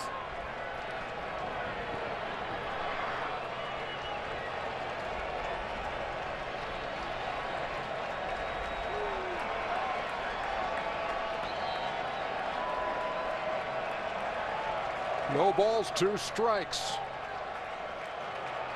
Comes to the plate. Inside, low. Ball and 2 strikes. We saw that graphic that Dyson's been thrown out twice now in a row, first time. But think about it this way. It's his words against the Orioles that you pointed out earlier, Ernie. So almost added more pressure to him when he's on the bases to get it right this time.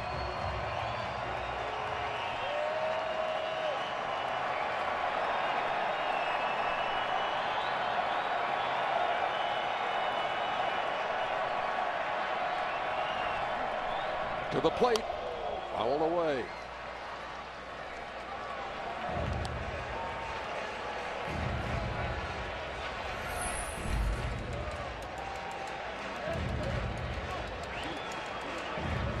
In this ballpark, those 7 stolen bases in the wild card game, sparking the Kansas City comeback against Oakland.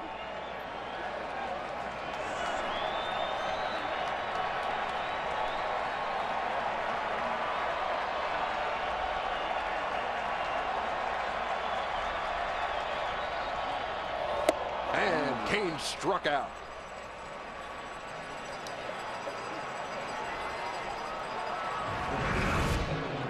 Well, nice pitching there to hold the runner and also be able to throw strikes. He gets head with the first pitch. That might have been one of the pitches that he got away with, but he's pitched well inside and down. A breaking ball in the middle of the plate, and that elevated fastball you talked about earlier, Cal, that Chen sometimes uses. Made really good pitches while holding the runner on. Again, that's part of the value of putting pressure on, as you get the pitcher's attention, takes a little bit of attention away from the hitter. Nice job by Chen by executing his pitches. Here's Hosmer.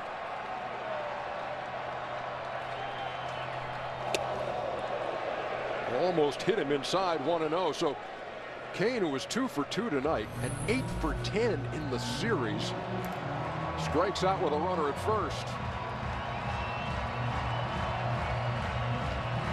Surprised you haven't seen Dyson go yet? I don't think he feels comfortable with the move that they've used with Pierce off the base. Of course, the left-hander Chen hurts too. He just does not feel comfortable like he did earlier in the postseason.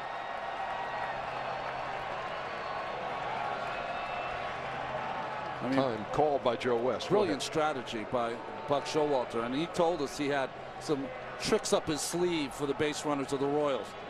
It's worked so far.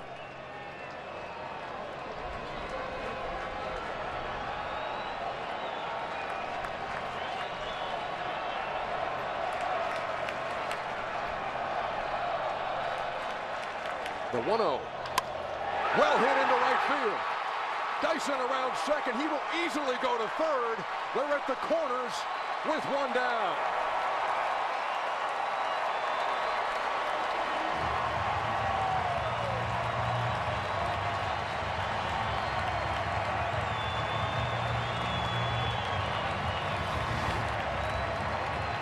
One of the other disadvantages, you would think by getting off the base on a bigger lead that you would have more room on that side to cover that hole.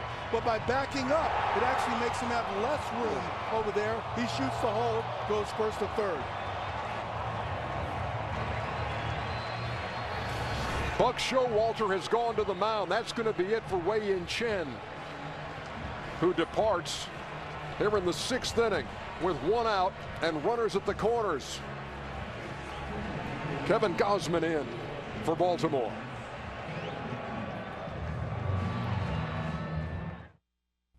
All right, baseball fans, join the biggest 7th inning stretch with your best Take Me Out to the Ball game. You might be featured in Game 4 of the World Series. Go to T-Mobile.com/the-big-7th. Potentially a big 6th here for Kansas City. New pitchers. Kevin Gausman, what can you tell me about him, Bordy? Well, I'll tell you this. Last year, Kevin Gausman made his major league debut, and he got roughed up a little bit. But they moved him to the pen. He made 5 starts on the season, but 15 appearances out of the pen. And that's really where he got his confidence and learned how to pitch at the major league level. He found out he could not just blow his fastball by hitters. He had to have better location. And that's why he's had success this year, and that's why Buck Showalter is using him out of the pen in this postseason. He enters in a big spot, to say the least, here in the 6th. Tie game. Royals have runners at first and third. Billy Butler at the plate. You know, Cal, thinking about that disadvantage for Pierce at first base. You know what's interesting? Buck knows, because he puts on the play. The catcher knows that you're going to throw over. Pitcher knows you're going to throw over. Who's the only guy who doesn't know? Steve Pierce. So that's why he was going back to first. He doesn't know until the ball's delivered. Well, part of that is to make the runner feel uncomfortable. So that's what you give up to try to keep him from stealing the base. You're going to fake back. That's part of the play. Fly ball of any depth here by Billy Butler will score the speedy Dyson from third. Gausman hoping for an inning-ending double play ball. And look at the fake, and Dyson is back. That's a set play. He stepped off first, faked to first base, and then went to third. We saw it, and you know it's been outlawed this year, to fake to third and throw to first base. Well, they don't use that anymore, but this is a nice little turn. He steps off first, fakes to first, and throws to third. And look at Pierce trying to sell it too by leaping like the ball was over his head. Trying to take advantage of the over-aggressiveness of the Kansas City Royals.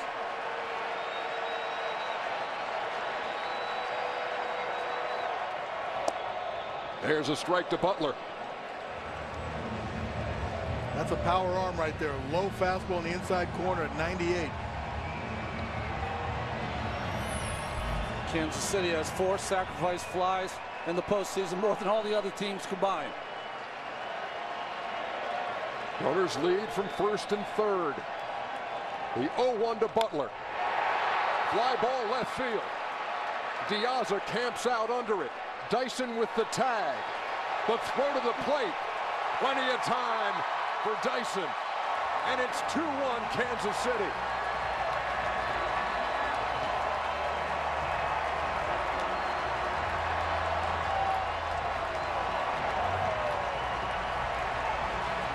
So the Kansas City runs in this game scored on a ground out by Alex Gordon, when a ground ball to the right side would score the run. Here a fly ball would do it. Butler delivers and Dyson scores. It is 2-1. And here's Gordon. Now the Orioles got away with not having a cutoff position to play. No play at home plate whatsoever. Hosmer could have advanced to second base, but didn't read that no one was there for the cutoff. Down low to Gordon, 1-0.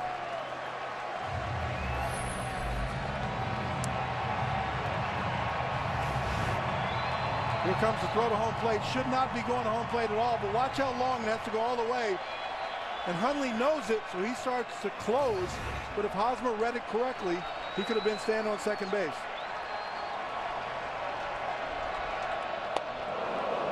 Gordon fooled. And it's a ball and a strike. He struck out his first time, grounded out to second in the fourth, which knocked in the first Kansas City run. And it was his 9th RBI of the postseason.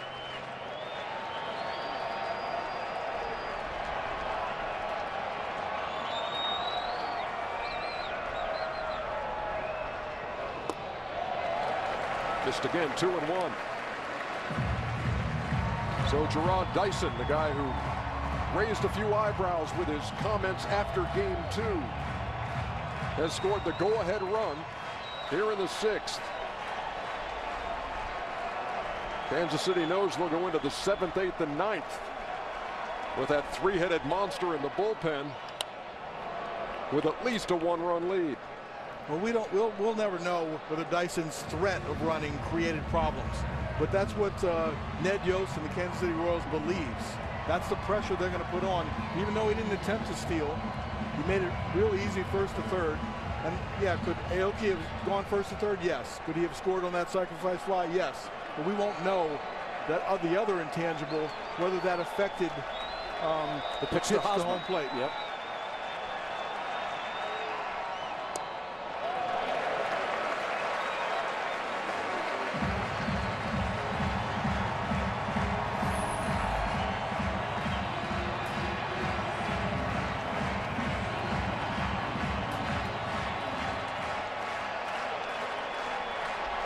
Hosmer will get a head start at first. 3-2 to Gordon. Well hit on one hop to Hardy. Nice play and throws him out. Hardy with the backhand and threw a strike. But Kansas City has taken the lead as we head to the 7th.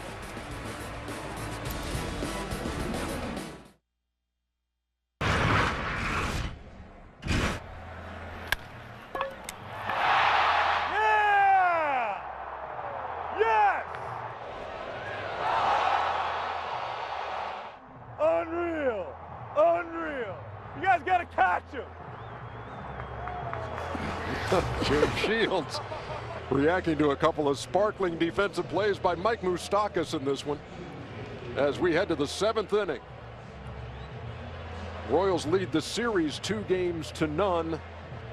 Lead game 3 2-1, and as we've seen so many times, Gerard Dyson, after he pinch runs, goes into the game in center field, and Lorenzo Cain moves to right. And we've also seen this, the 7th inning guy, Kelvin Herrera, is on, facing J.J. Hardy. Listen, you got to look at it this way. If you're the Royals, exactly what you want. You're leading after 6. You got the trio to come in. But if you're the Orioles coming into the series, you knew at some point you're going to have to beat these guys, the 7th, 8th, and 9th inning guys, if you're going to win this series. Have to do it tonight. 2-0. Hardy has knocked in the only Baltimore run. He doubled after Steve Pearce had doubled in the 2nd. He grounded out to third in the 4th. There's a strike, 2-1.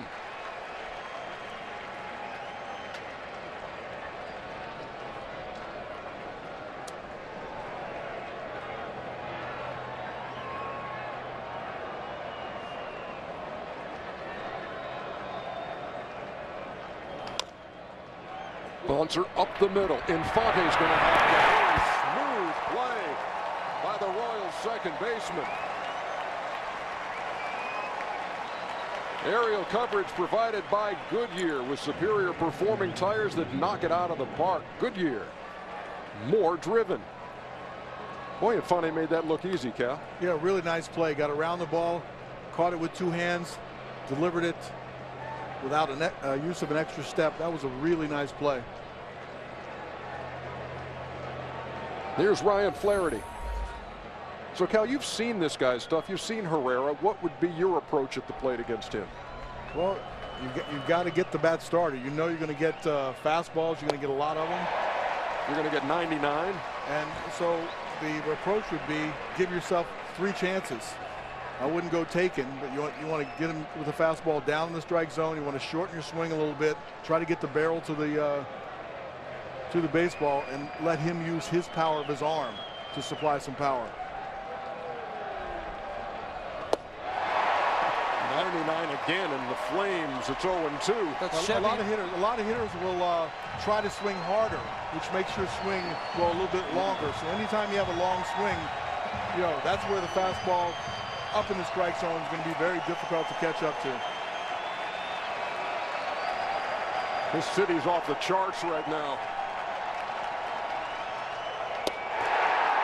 Struck him out. 2 up and 2 down here in the 7th. So our Chevy pitch track says 92% of the time he throws 99 or 100. Just rearing back and using the fastball. This is not a big man out there, folks. He's 5'9", 5'10", stockily built. Doesn't really push off. He just has one of those magical arms. Here's Nick Hundley.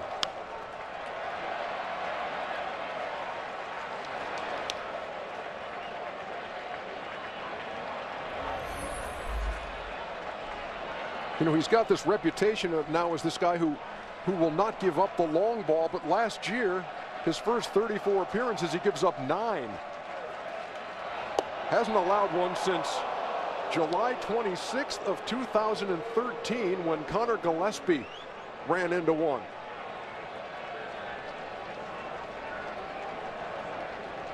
It's a combination of the velocity. You're up close around 100 miles an hour, and he also has a really good changeup that is hard as well, about 90 miles an hour. But you got to worry about the fastball facing him.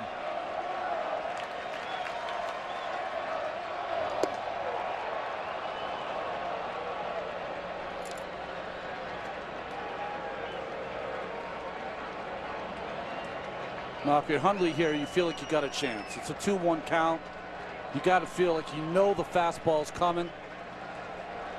Just start it early. 2 balls, 1 strike. Herrera to the plate. Foul. Back over our heads, 2-2. You just never know when you look at a guy. He's non-drafted, free agent. Kansas City saw something in him in 2006, made his debut in 2011.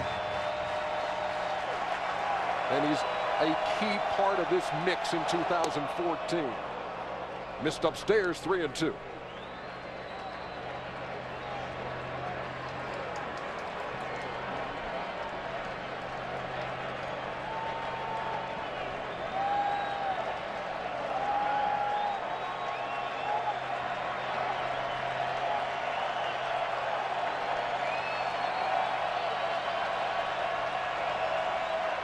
Payoff pitch.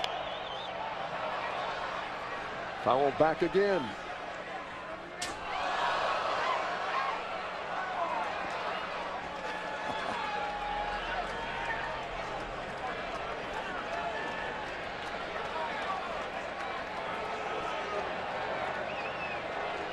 Hundley's having a good at bat. Laid off the high fastball. Just using his hands to get the barrel to the ball. Swung a little late. He's got the right approach. And he struck him out. Herrera faces 3 Orioles. Strikes out 2. They're stretching and screaming in KC.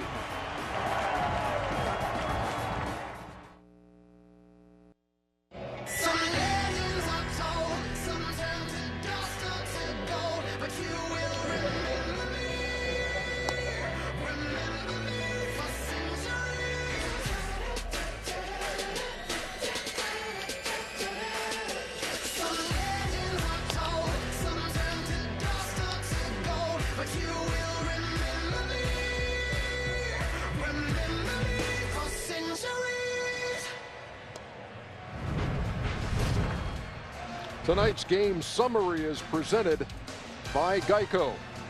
Wei-Yin and Jeremy Guthrie were the starters. Both have departed. The Royals leading it 2-1, coming to bat in the bottom half of the 7th inning, and the Orioles down to their last 6 outs in this game to avoid a 3-0 hole. Huh? You know, it's almost a shame because Chen pitched much better than to be the loser right now. But it's interesting that they've got nothing against Herrera, the Orioles offense, nothing against Wade Davis, but they've had a lot of traffic against Holland. So maybe that's where they'll be able to try to make their mark. But Cal, this Royals team seems to add on runs when they get ahead. Well, I mean, Ed Yost said the pitching's been there all year. You know, the only problems they have when they haven't been able to score runs, but they've scratched runs aboard. And in these playoffs, they have added on insurance runs. So the Orioles have to keep them right where they are. Bottom half of the 7th inning, and Salvador Perez ready to lead off for Kansas City. Steve Physiak, what's on your mind? Well, Ernie, when Salvador Perez came into the dugout after the 4th inning, he immediately met with trainers Nick Kenny and Kyle Turner to check on his thumb that was struck by a foul ball. They went to the clubhouse for treatment. He came out with his left thumb taped, and he has had it retaped a couple of times. I still don't think he feels comfortable where that ball struck it. He leads off here in the bottom half of the 7th. He's 0 for 2 and 1 for 10 in the series. Just 4 for 29 in the postseason. And he takes from Gausman 1-0. All 3 of these games have been tight. Royals scoring in their last at bat to win the first 2 at Camden Yards, and leading 2-1 as they bat here in the bottom half of the 7th. Big cut came up empty. Ball and a strike. Orioles got back-to-back doubles in the 2nd. Steve Pearce and J.J. Hardy. They were roughing up Jeremy Guthrie a bit, but they only scored 1. Guthrie settled down and worked 5.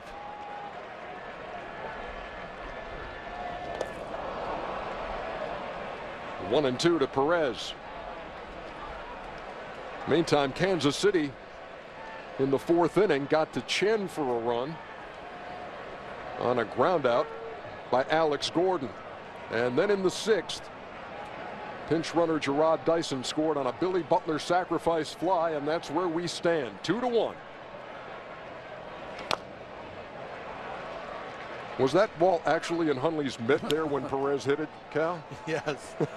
That was an emergency swing for sure.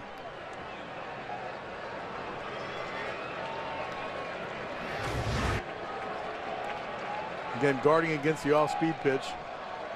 The ball is almost in the glove. There's a good angle to see how far behind he hits it. But he gets himself another shot. The 1-2.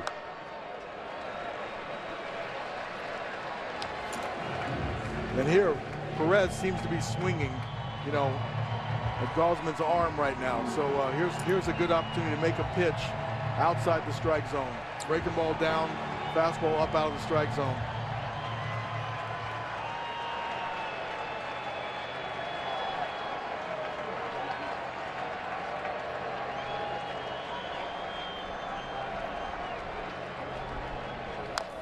Oh, lost the bat and fouled it off at the same time. 1 and 2. I wonder, with all the taping of his thumb and the thumb not feeling great, almost feeling for the baseball up there. Yeah, your thumb is very important for your strength. And that's his bottom hand right now to hold on to the bat. Get a little more of that stickum.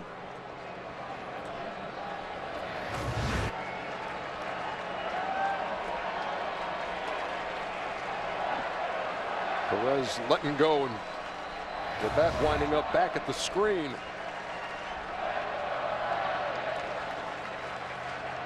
Gausman with another 1-2. Count even. Perez, I mean, you talk about a postseason in which he has taken some shots. Josh Hamilton hit him in the head with a backswing in the ALDS. He got that same kind of treatment tonight. Early on, And then, of course, the thumb injury on the foul tip, and he grounds out here to start the 7th. It's Chevy Truck Month, time when truck guys like our technical director Bobby Grabko, or one of our tech managers, the legendary Greg Gunn, working his last game tonight. Yeah, they're truck guys, and they can depend on great offers on the 2014 North American Truck of the Year Chevy Silverado. We have a lot of truck guys. I'm trying to get them all in here in the course of the postseason. Here's Omar Infante.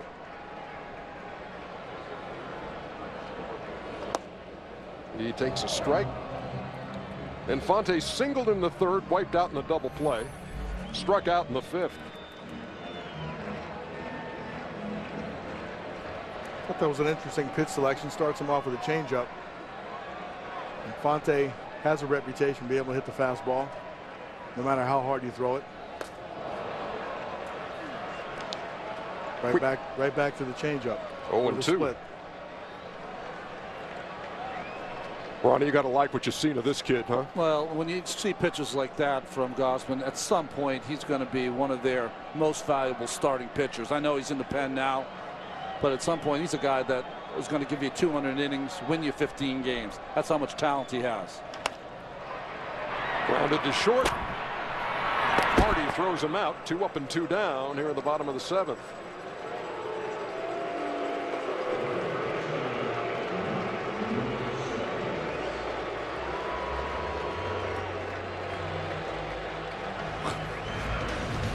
Mike Moustakas hearing it from the home fans, and defensively getting the tip of the cap from Jeremy Guthrie. And then this one, when he climbed over the railing, their fans have got his legs and they're holding him up, and he made the play. You just keep thinking he's having a lot of fun this postseason. A lot of hits, a lot of home runs. But tonight he's flashing the leather over there. Grounded into a double play in the 3rd. Called out on strikes in the 5th. The only Royal to hit safely in every one of their postseason games, and trying to keep that intact here in the 7th. In fact, his longest hitting streak during the regular season was only 6 games.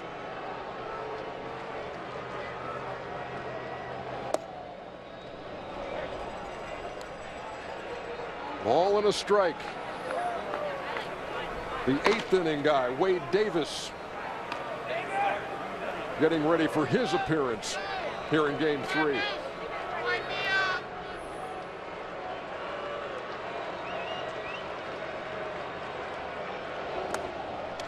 All the way to the screen, 2-1.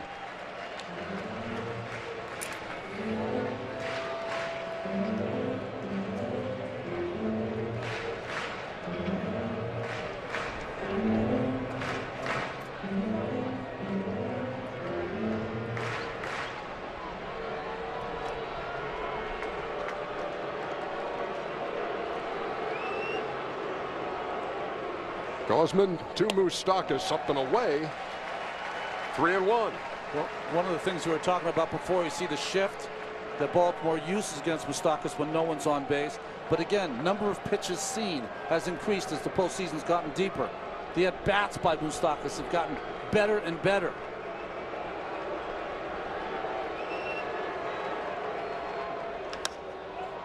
To first. Pierce on the short hop. Made the play and took it himself. 1, 2, 3, bottom half of the 7th. We head to the 8th. It's Wade Davis time.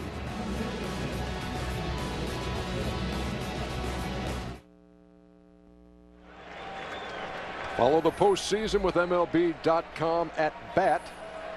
The #1 app for live baseball. Highlights, scores, live radio broadcast, replay reviews, and more. Get the @bat app.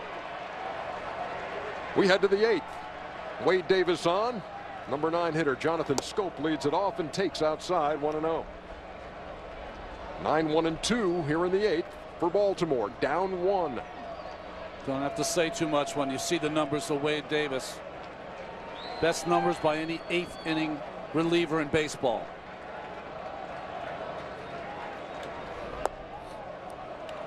That was a an interesting choice. He shook to a 1-0 curveball.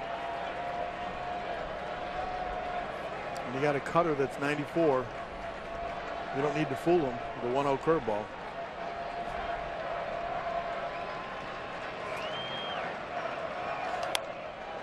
Fouls away the 2-0. You saw that note on the screen. 10 in a row retired since the last Oriole base runner. That was Ryan Flaherty with a walk in the 4th. Their last hit came from Nick Markakis to lead off the 3rd.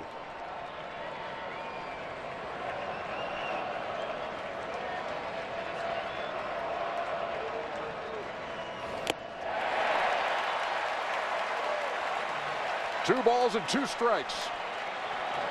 Davis in this series has appeared in both games. 2-0.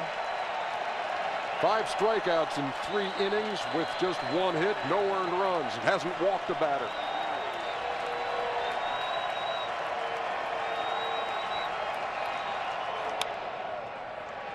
Scope stays alive.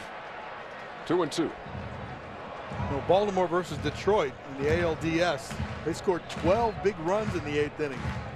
In this series, not one. Well, against a bullpen in Detroit that was really struggling.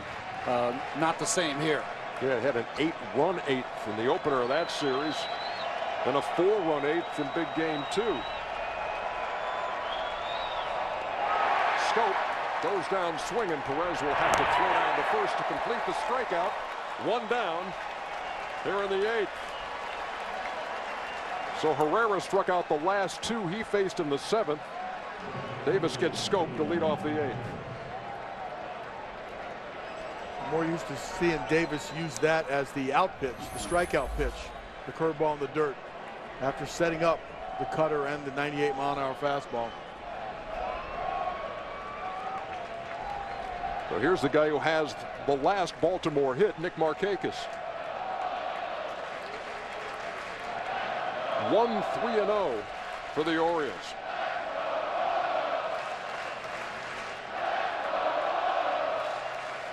Oh, that was funny. He shook off the fastball. The cutter was put down, but then stepped off. I'm not sure if he wants to throw that pitch. The curveball.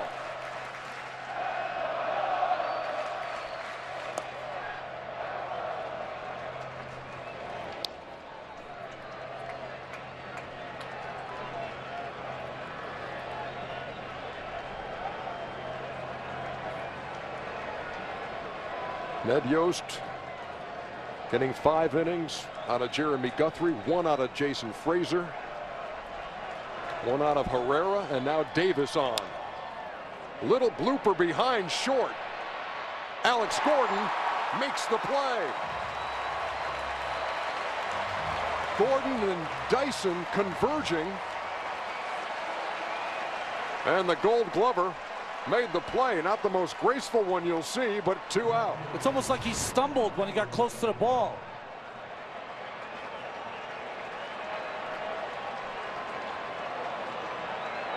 Put that glove right in front of his face, and that's where the ball went.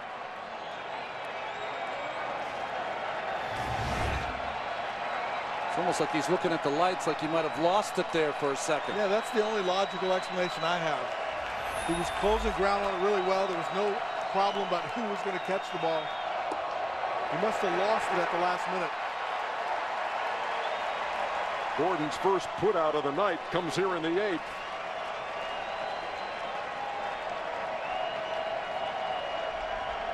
Alejandro Diaza.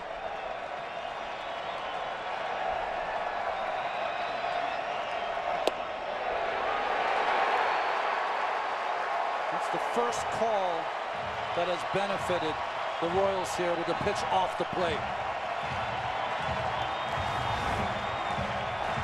This ball's away. Snapped back in place by Perez. And got the call from Joe West.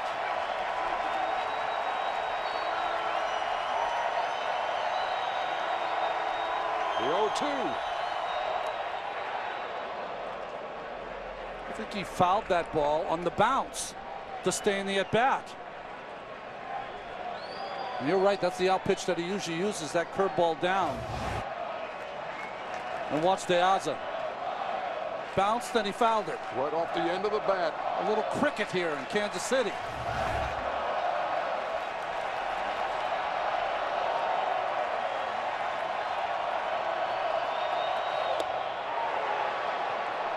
Just missed. Boy, did they want it here. A ball at 2 strikes. Orioles just need someone to be a hero. As I said before, last season, breakout year with the White Sox. 17 home runs. He's got the power.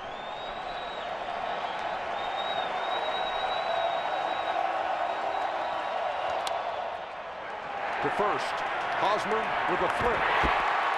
And it's a 1-2-3-8. Baltimore down to its last 3 outs.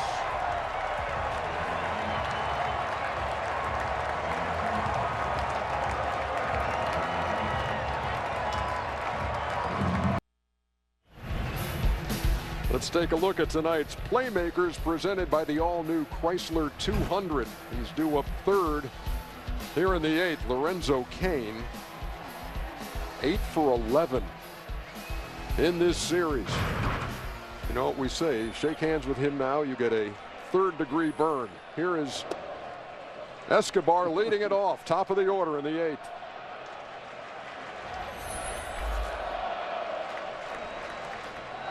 Probably won't do it now because the first pitch was a strike, but Escobar likes to push that ball towards the first baseman and second baseman and beat the pitcher over there. A little blooper, and Pierce flags it down in the outfield grass. 1 down.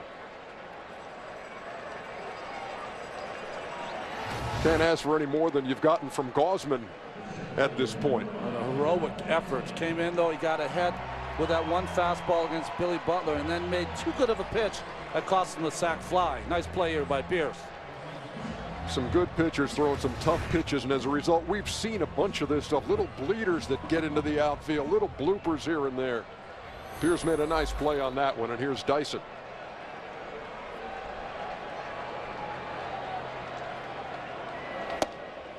Shortened up as if to bunt and then took it for a strike. So if you're Ryan Flaherty, you are almost within arm's length of the guy who wears number 1 for Kansas City.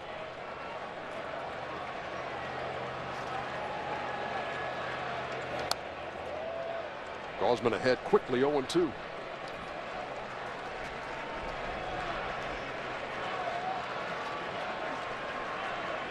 Another one of those great arms in the Baltimore pen. Andrew Miller, the left-hander, up and loosening. I mean, in this series, you've seen such tremendous bullpen performances from the likes of Miller and Davis, Herrera. There's just a bullet down there into the camera well.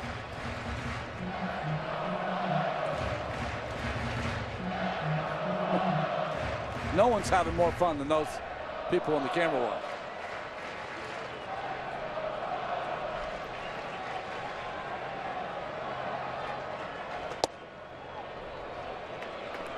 He tied him up, but missed a ball at 2 strikes.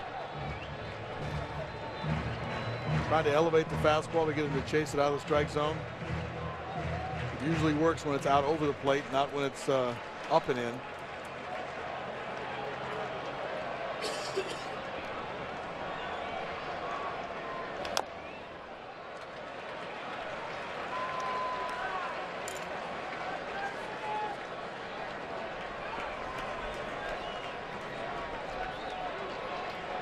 We've seen Dyson primarily in that pinch running role, but earlier in the season he got some starts at center field. He hit .269, a homer, and 24 runs batted in.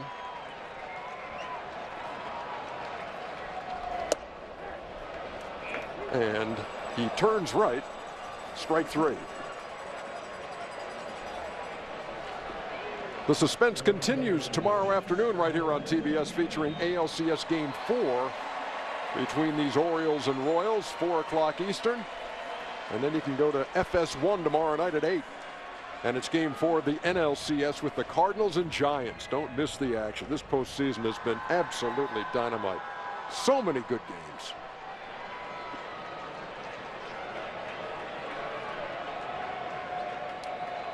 Here's Lorenzo Cain. Hit that one right on the nose, but Adam Jones right there. And that's a 1-2-3 inning. Great job by Gausman out of that Baltimore pen. And now Greg Holland will get the call and try to nail it down for the Royals. Don't go anywhere.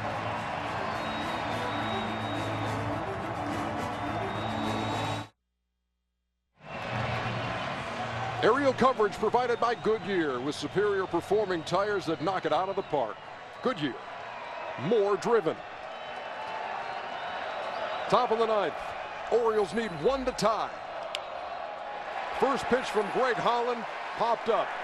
Omar Infante, one down.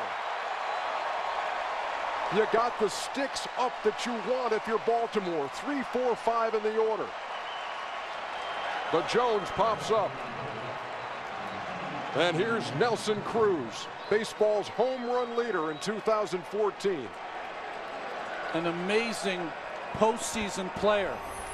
You've lived and died by the home run all season long. The Orioles, 211 of them. Looking for one now. Neither bullpen has allowed a runner. Nobody's reached base against either side. Holland trying to continue that. Cruz trying to tie this up with one swing.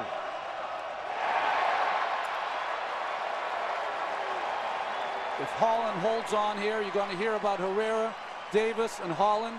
But maybe the biggest move was Jason Frazier in the 6th inning. Holland 46 for 48 save opportunities during the season. That almost hit him, went all the way to the screen. 4 for 4 in save opportunities here in the post.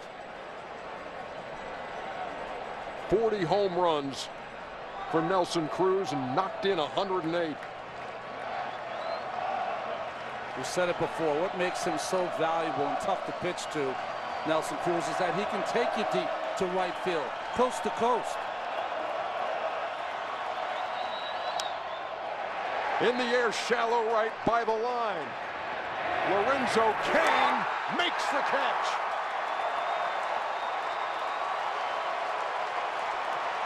Put him in center, put him in right. Man, does that kid cover some ground.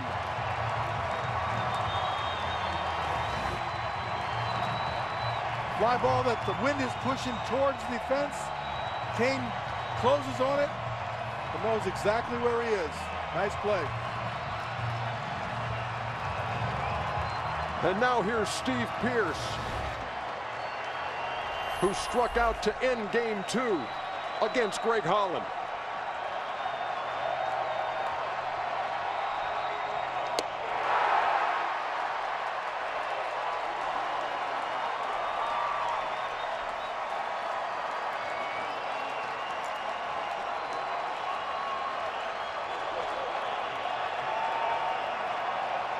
Coming back with another fastball. Up the middle, Infante gloves it, throws him out. A KC masterpiece. It's 3-0.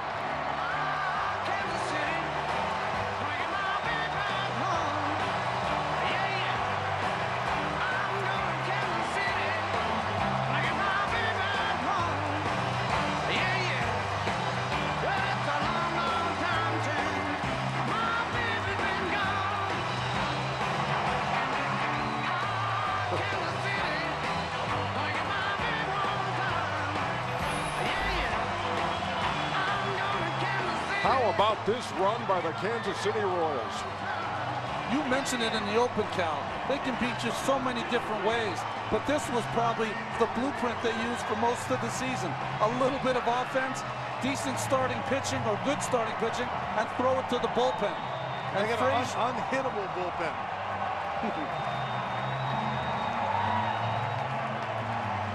Let's go down to Matt Weiner. Thank you, EJ. Here with Mike Moustakas, who made a couple of brilliant defensive plays along the way. little lower scoring game than we've seen from you guys, but the formula is essentially the same. How does this keep working? Just trying to find a way to win each night. I mean, no matter what, any way we can, just find a way to win. And again, our bullpen stepped up huge for us, and we were able to find a way to win late in the game. I mean, huge hits, dice scoring. It was awesome by Bill. 16 straight retired to end the game by the bullpen.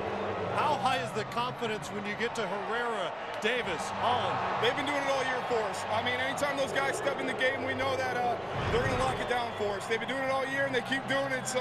It's awesome to watch them go to work. You're pretty popular here already. You may have noticed. You made some more friends over there on the third base side when you went after that ball. Take me through it. Oh, I just, I was trying to find the fence, and I saw it was going to be a little out of my reach, so I crawled over and, reached and caught it. And people in the dugout suite over there, picked me up and kind of helped me crowd surf a little bit, so it's pretty cool. And, a lot of credit goes to those people over there for not letting me fall and, hurt myself. Were they talking to you over there? I don't know. I was too pumped that I caught the ball, so, they were pretty jacked up, too. You guys are a win away from the World Series. What will be crossing your mind when you enter the ballpark tomorrow? Find a way to win a game. I mean, we're trying not to think too far ahead, but, we got to go out and beat this team again. It's a great team over there, and got to find a way to beat them. See you tomorrow afternoon. Absolutely. Sounds good. Thanks. Oh, how about that? Nope. Kansas City Royals, 3-0. Game 4 tomorrow afternoon. Back to wrap it up after this.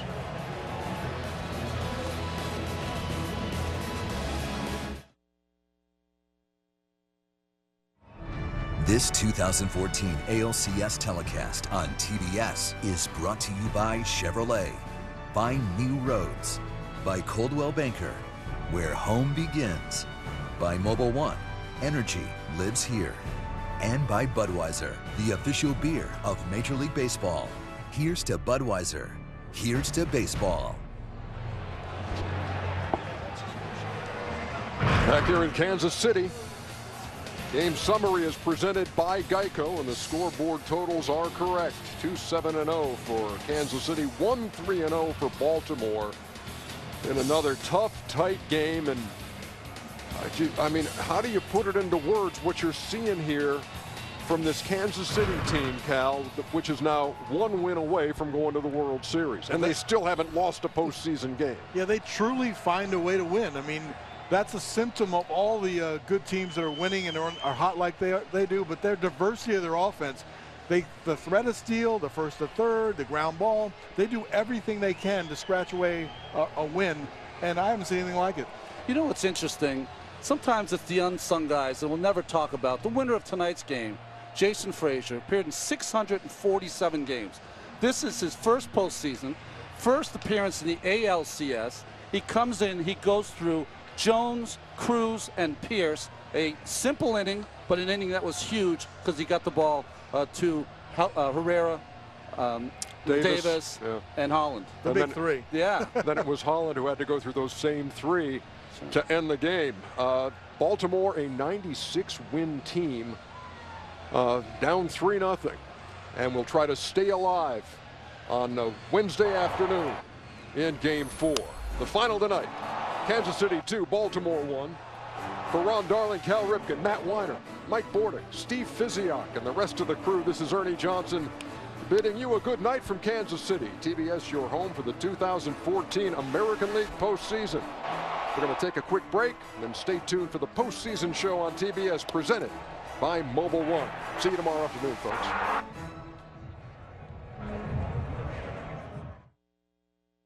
Straight amazing victories. The fans have crowded our set. No one's going home. Traffic in Kansas City is going to be absolutely bananas. You might as well walk 3-0. The series lead after a 2-1 win. Casey Stern, our postseason show presented by our friends at Mobile One here, MLB on TBS coverage. My usual good friends Gary Sheffield and Pedro Martinez. Other than wow, what can you say? I mean, wow. How about it? Wow. Defense once again. These guys are amazing. I mean, the Moose was loose with his glove today. Lorenzo Cain was tracking down balls.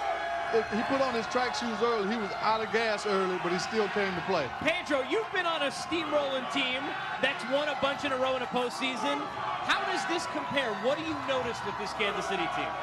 You know, it's funny, but I never had a chance to look at it from this side. But I don't blame the fans for not wanting to go home. No. This is really exciting, and today I feel like another fan about the Kansas City Royals. I mean, it couldn't be more exciting than the way they have treated the whole series. I mean, it's been great. Well, I think these fans, and you can hear them, will be trying to get in the ballpark tomorrow if they can't. Here's where you can watch it at home as they want to break out those brooms, getting ready for game number 4. Tomorrow, the pregame coverage, 3:30 p.m. Eastern Time, Orioles and Royals. It will be Vargas on the hill trying to take it home. How did it happen in game 3? There he is, the legend George Brett, throwing out the first pitch. Does a nice job to Eric Kratz to get it going, and now the Royals had a chance at home to try and do some work. Top of the second, Steve Pierce, much better ABs today, Chef. Yeah, I like his approach today. You know, he took a couple pitches. He seemed relaxed today. And when he got the fat part of the bat on the ball, and good things happen when you do that. He has some quality at-bats. Unfortunate, the defense was there for the Royals again. J.J. Hardy on back-to-back doubles would get a run in. The newly extended shortstop would make it a 1-0 lead in favor of the Orioles. Important to note they did not get more. We'll get to that in a bit. In the meantime, there he is, La Jirafa Negra, getting it done again, Pedro. Yes, it's amazing, this kid. What an athlete. Yes, he is. What an athlete this kid is. Eric Hosmer, he's been pretty locked in. He's hitting about 500 in the postseason, which is nuts. There's a base hit, a blooper, and it sets things up. So the Royals may be better lucky than good, but then they're able to use the small ball, the bases loaded Alex Gordon. RBI ground out, brings in a run, and you take a look, and now you have a tie game. Small ball again from the Royals, Chef. Yeah, no matter how you get him in, just get him in. That's the only responsibility you have. That man on third base, and when you can get him across the plate, it relaxes the whole ball club. Pedro Martinez looks on Derek Jeter, dive into the stands. Here's the Moose, he's loose in the dugout, and they catch him like he's doing a stage dive at a Bruce Springsteen concert. The Moose is loose, and they can't stop him. They stop him. No, nobody can stop the defense again. The tip of the cap, the Royals being Royals. Bottom of the 6th inning. Speaking of which, Nori Aoki, we profiled him in the pregame. Here he is, another great AB. Usually finds a way to get on base, gets a single, and what does it mean? It means the man who ran the mouth now gets to run the bases. In Gerard Dyson with that again, switch immediately to put Dyson in the game. Well, I mean, when you come in the game, you got to steal the base right away. I'm thinking, you know, all the talking you're doing, go steal the base. You know, that's what I was looking forward to. Show me something. One to Butler. Well, Billy Butler would show us again. Small ball, remember, it's not about hitting home runs in the postseason. Cal talked about it in the broadcast. Ground out scores a run, sac fly scores a run. You know what? The whole team, you can look at them in the eyes, and they all look focused. And that is something that really impressed me about this young team. Speaking of impressive, Herrera blows you away in the 7th. Davis blows you away in the 8th. Holland, see you good night, good riddance in the 9th. And that is how the three-headed monster moved from Detroit to Kansas City in this postseason. They've been good. They're up 3-0. Speaking of monster wins, to start the postseason, Guthrie was very good. We'll talk about him in just a little bit. Lorenzo Cain, another couple of hits. On the other side, Buck Showalter, you know the even keel style of the probable manager of the year in the American League. Here were his comments after the loss.